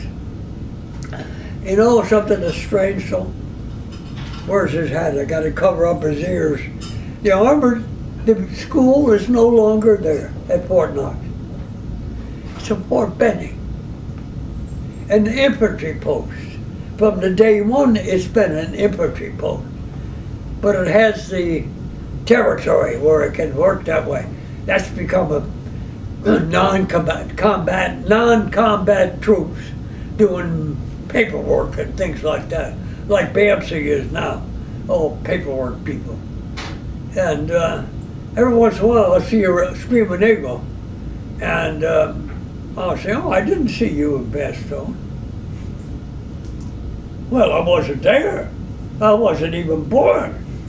Oh, did you go to Fort Campbell? Yes. I said, I've been there. And we did. On the way home from Fort Knox, back home again, my son-in-law driving the rig. I don't know if it was my rig that time or his rig. We took turns. He had diesel, I had gasoline. We had 3 motorhomes. I went through one of them, 79,000 miles. And then the one I got rid of after this stuff only had less than 20,000 miles. I only got almost what I wanted for it. But anyway, that wasn't where I was. I forgot where I was. Where was I? Well, I'd like for you to tell us a story about Tiber, if you would. About who? Tiber? About Tiber, yeah. I wish I could read the citation. One of the lads that I did not actually fraternized with him, but I was aware of his existence. We had kind of a like, draw the line in the sand, Alamo thing. Let the medicos go in there. They could do it. Only all the military government people could do. What the hell they were doing, I don't know. But the medical people had to do it. Of course, they wore masks and they took shots too. So, but apparently, I was told, or he was, but he talked well. He started coming to our. I wish I knew his last name. Reuben. Huh? Reuben. Oh, Reuben, that's his last name? Yeah. Oh, Tiber Reuben. Yeah. Okay. Well, I didn't know him too personally at the time. He was an inmate at my house, or a prisoner, whatever you want to say. But when I know his history, post Mauthausen, he always wanted to be a G.I. Joe, and that was, it's his words. And so somehow, being as young as he was able to get sponsorship somehow into the States. So he came to the United States. Again, don't know what age frame we are about now, but let's see. That would be prior to Korea War, 50 to 53. Okay, prior to 1950, he arrived at the he found his way to the United States and made his wish come true. He joined the Army and became a G.I. Joe. He was shipped to Korea, an infantry unit. He was an infantryman. I don't know the division he was in, but he was all the way up to the Yalu River. I think I'm aware of that. And this is where the Chinese were overpowering everything and everybody, because there's billions of Chinese. And anyway, he was left behind by his first sergeant, he and a couple other people, to man the ground. They were at a hill, and they had a good view of the approach. And so they were supposed to, like an Audie Murphy, they were supposed to take over and protect their back while they got out, while they retreated. So the people, I think there was a corporal or a sergeant in that group, said, "This is stupid. We'll do our best, but we're going to boop boop and save our lives." So he was overrun by the Chinese and put in a Chinese camp in China, and along with his compadres. And because of him having the past that he had and the way he had to scrabble for food and to steal and do whatever he could to get food, he brought this to his prison camp, his ability to sneak out at night and gather, a gleaner. He was out there picking up whatever that could be eaten. And when he'd bring it back, he'd make food for them, mix it with whatever he had there to keep his people, his comrades alive. And doing that, prior to doing it, well, even while he was doing this, the Chinese didn't know, of course, or they would have shot him. But they did offer him his freedom, because he was not an American citizen, but a Hungarian Jew. So they thought, I'm sure they wanted to use it for propaganda purposes, but he would not. He would not leave his comrades. And it was because of him, as youngest man in the group, because he couldn't have been much older than 16, 20, 21 at least. That would be his age about at that time. He kept their spirit up. He chastised them for moaning and groaning and giving up, and he made them work and eat and praise and whatever to keep them going. And sure enough, the bunch that he was captured with were survived. And of course he was exchanged at Big Switch or Little Switch, I'm not sure which, in '53. Then when he gets to the States and makes a life for himself and marries, has his family. Oh, I don't know if he's married or has a family. I assume he's married. But she never showed. Well, maybe she did, or some lady did. Anyway, he can cut this out. He had lived. I forgot to this. Oh, he did that. Korea War's over. Then somehow he found out about the 11th. He made some inquiries, probably on the computer or whatever, about the 11th Armored Division, knowing he knew full well that it was members of the 11th Armored Division that liberated him and his companions at this Mauthausen concentration camp. So when he found out, then he made contact with our unit organization, and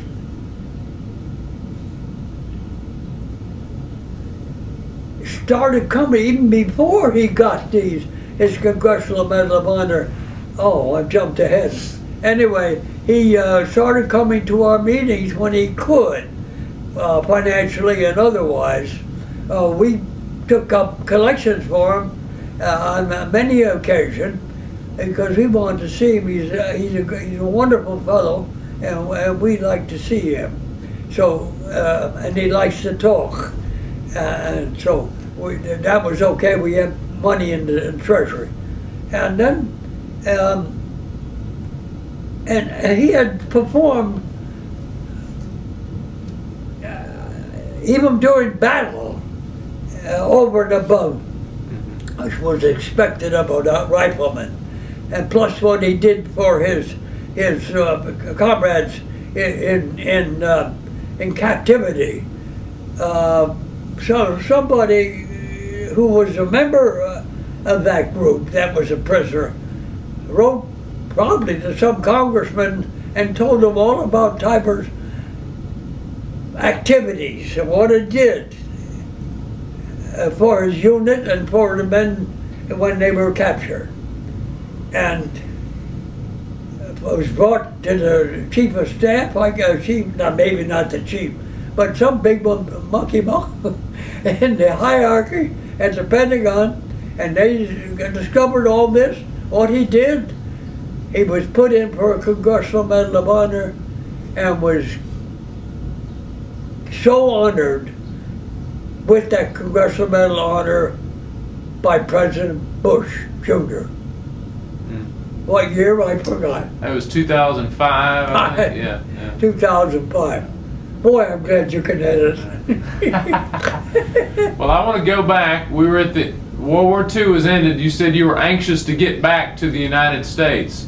When did you get back home? Oh, after I lost all my pistols? Yeah. After my highs went away? Yeah. I'm laying in bed one day in the hospital, and boom, boom, at my door, or not boom, boom, boom. Are you, who's Dippo in there? Yeah, he's in here. And it was my scoutmaster from my days when I was a scout. In fact, he saved my life, kind of, I guess, before. Can I digress to 1939? Sure. Because this reminded me of my scout days. So in 1939, I'd be 14. And we went down to the World's Fair. We saved up money and so on and so forth. We had bake-offs and cook whatever. And we got enough money to hire a bus and the whole troop, Troop 21. And that's right. I had no merit badges. I got that mixed up with something else while we were talking about war. No, I was just a Boy Scout.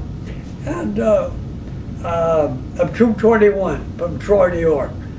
And so we got down there and we got,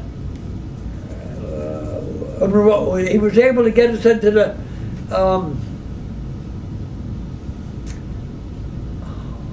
World's Fair? no, well, we got the place where we lived.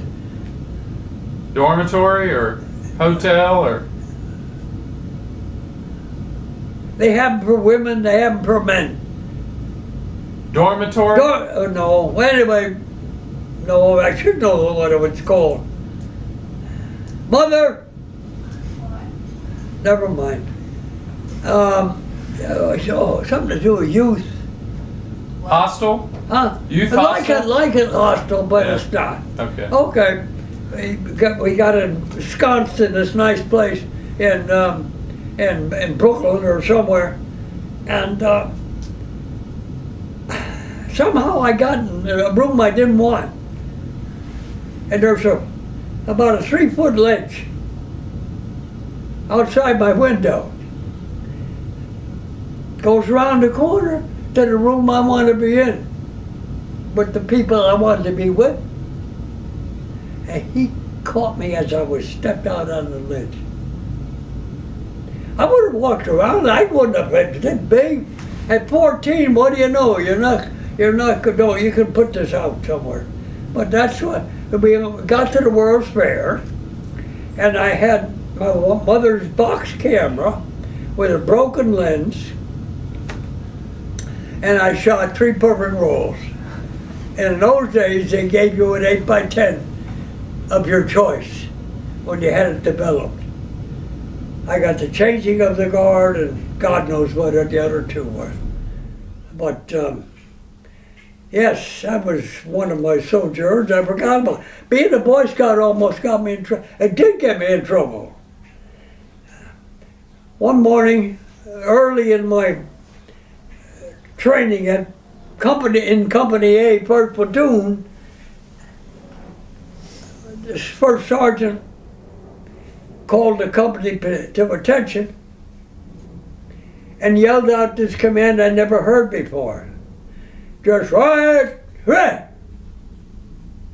And I went like this. He meant like this.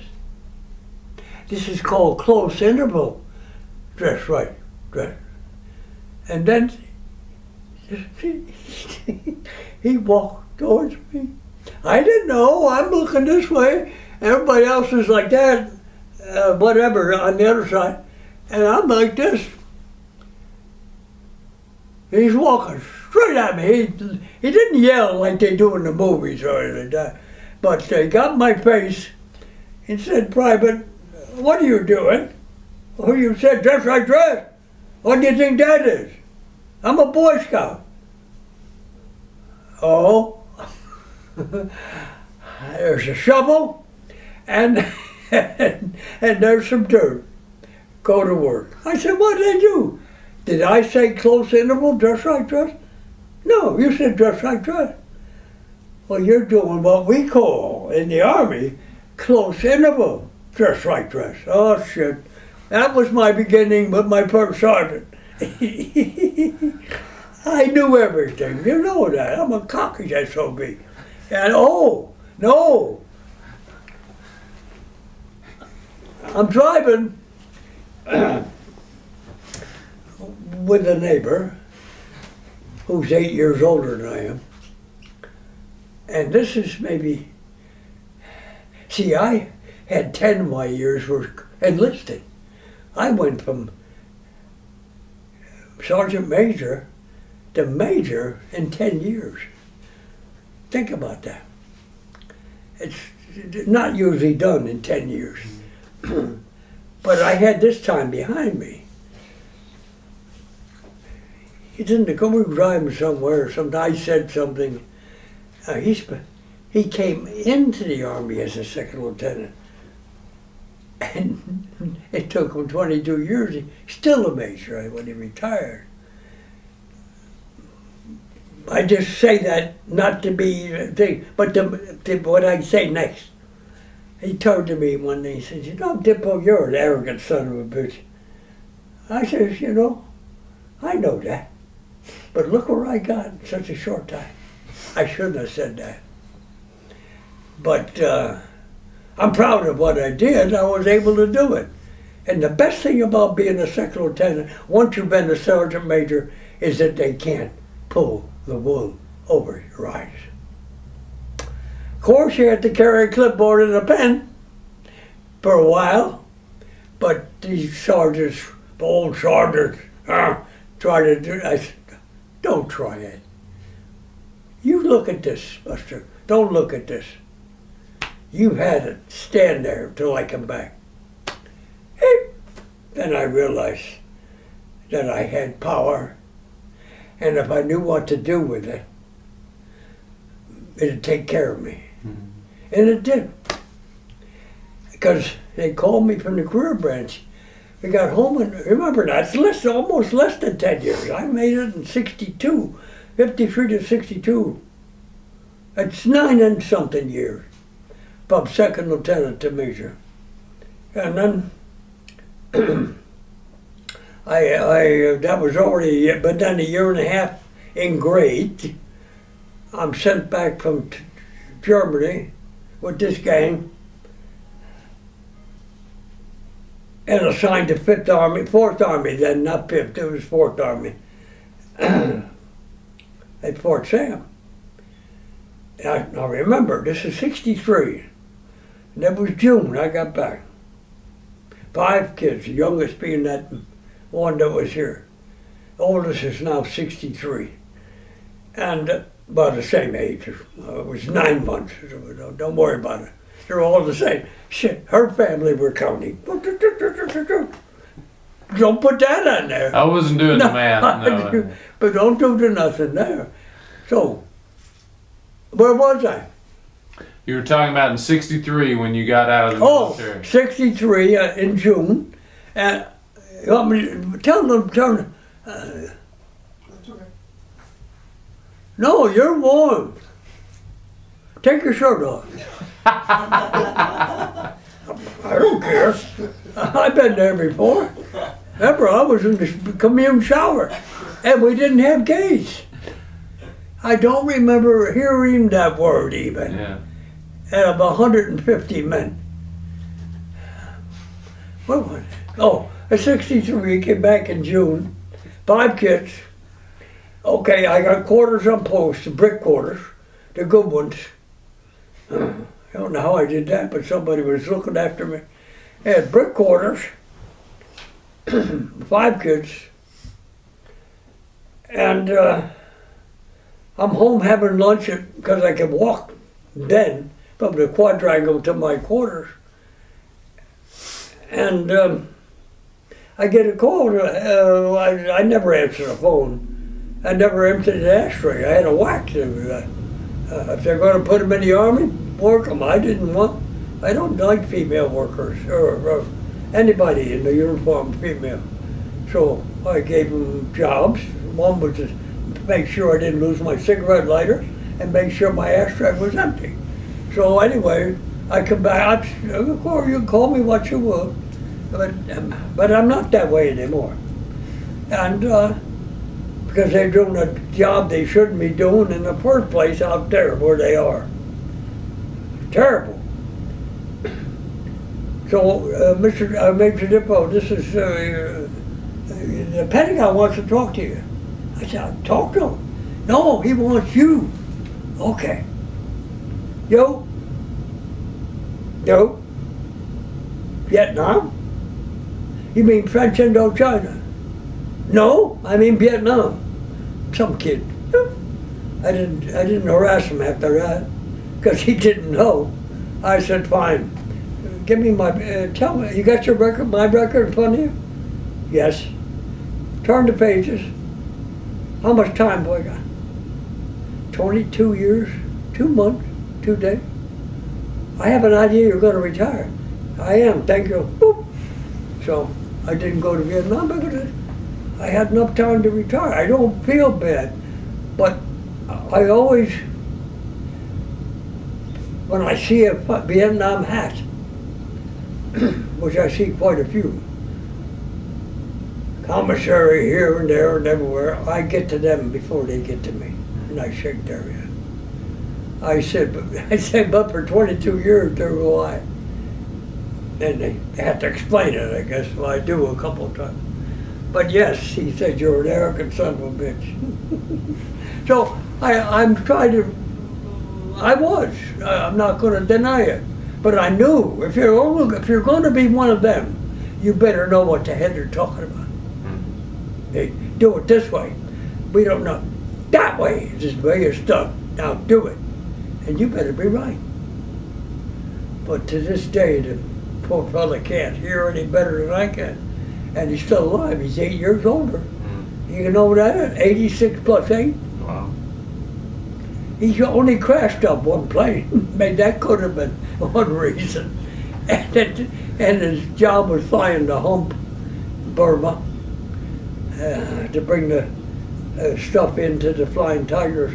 Oh, and I knew Tex Hill. He was from the Flying Tigers. And I had him as a customer. I've been in his home. And he died, of course. He's a lot older. He was a National Guardsman. Went in, became regular, went back to the National Guard, made Brigadier General, and then died. Because they got me at the airport one day, going somewhere, and oh, I love to show them my badges about here, the implants and shit. I said, no, you can't touch me. Don't you dare touch me. Hey, Mr.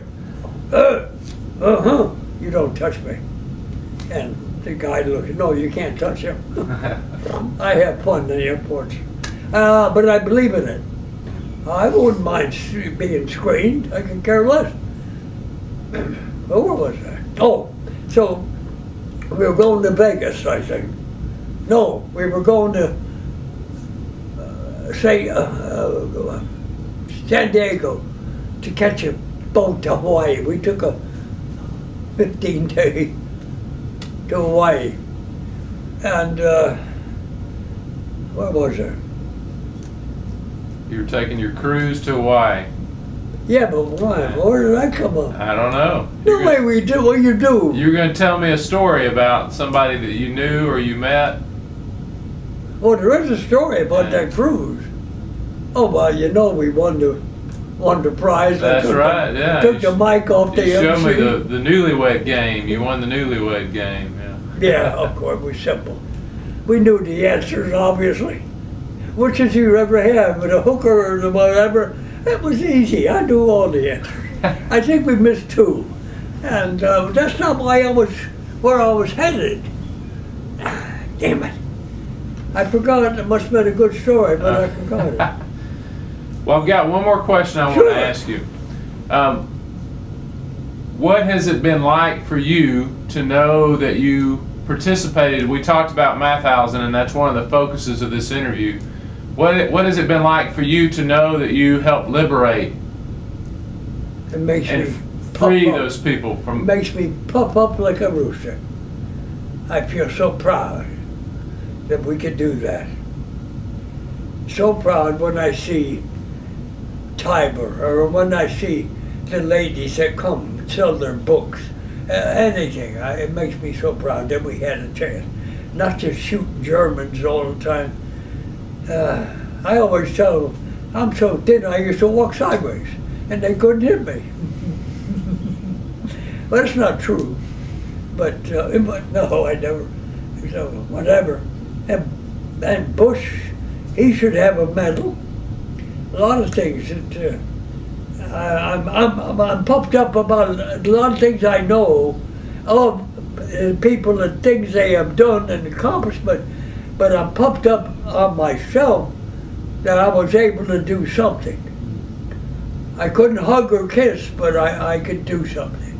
I could watch those German citizens and growl at them or keep moving, anything to tease them for being, telling me they don't, telling the world they don't know what was going on here. And you know that's a lie. But after talking to you guys now, I'm going to try to get a hold of the kids that want to know about their uncle. Yeah.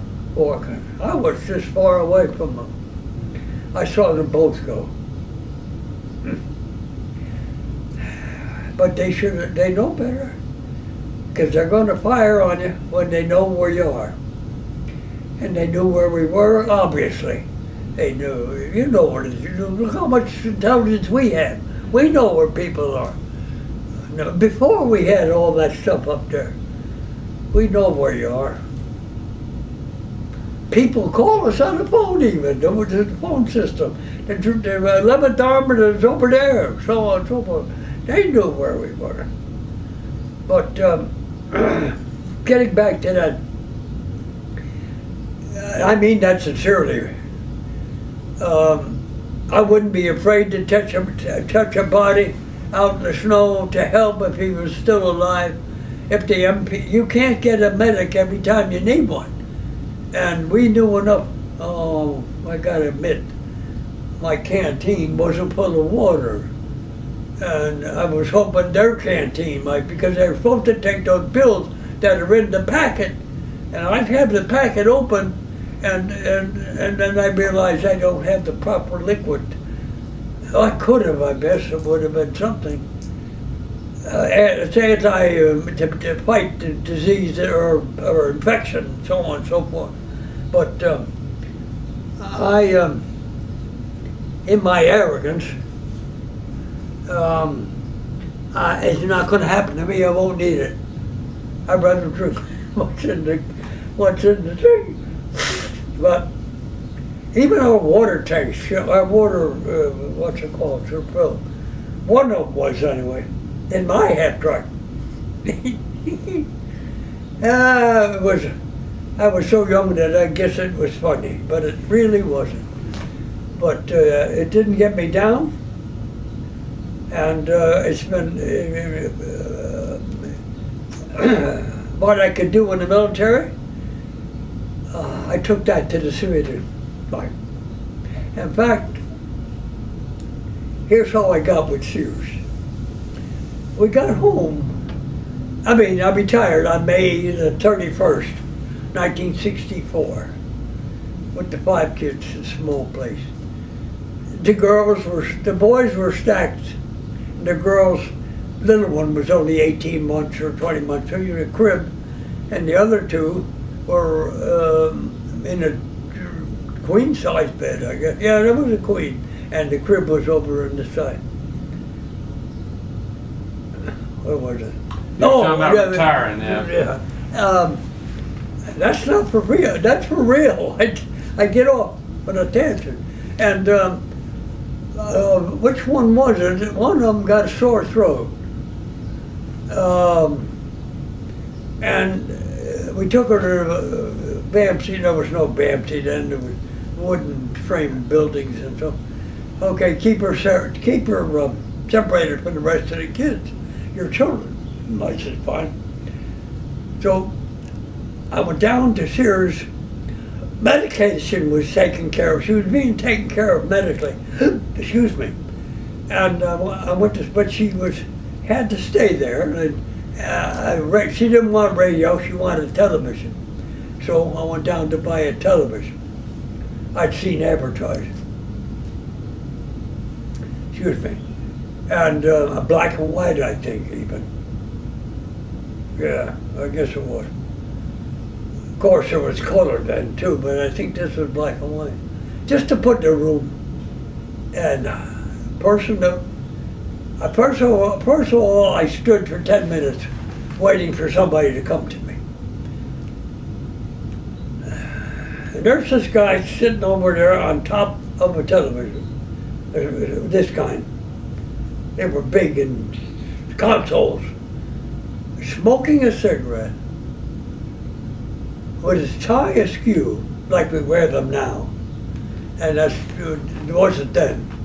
that was supposed to be time, smoking a cigarette.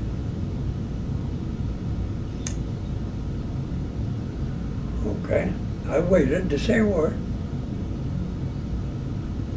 I'm not hiding, I'm there. He's in conversation with somebody, I don't know, not a customer, an employee. Got on the elevator, went upstairs. I figured the office would be upstairs. I said, where's the manager's office? I want to speak to him. Very important, urgent. Well, he's not here, but the superintendent is. I said, fine, let me see the superintendent. This is Major Dippo. I use my right word. I never do, but I did that. I'd like to speak to him. I think it's very important. And what the hell was his name now?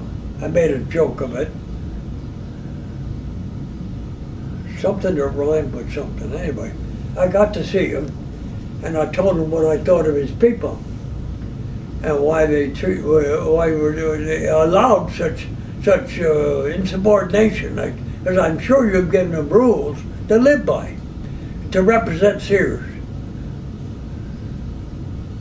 And we talk some more. And then he comes up with this line: could you do any better? I said with my hands tied behind my back. But I don't need a job right now. I've got pay stocked up for a month. I said, call me when you got room for me. I'll check it out. Never begging, being cocky and arrogant, as it were. Well, about 2 weeks later, I get a call. Mr. Dippo, could you come and see us? Oh, I stayed with them 22 years. And every time somebody had a complaint upstairs, the girls would say, not I, Mr. Dippo. No, it must have been somebody else, ma'am. No, it was that tall blonde. No, but not him. He wouldn't do that, or say that. But I didn't take any shit from customers. Why should I? But anyway, I stayed with them 22 years. I had my own department. And I'll tell you one thing, there was somebody more crafty than me. He was a warrant officer, retired. And I don't know what his job was or whatever. And this when we carried weapons. Sears had rifles. We didn't have pistols, we had rifles. Rifles and ammunition.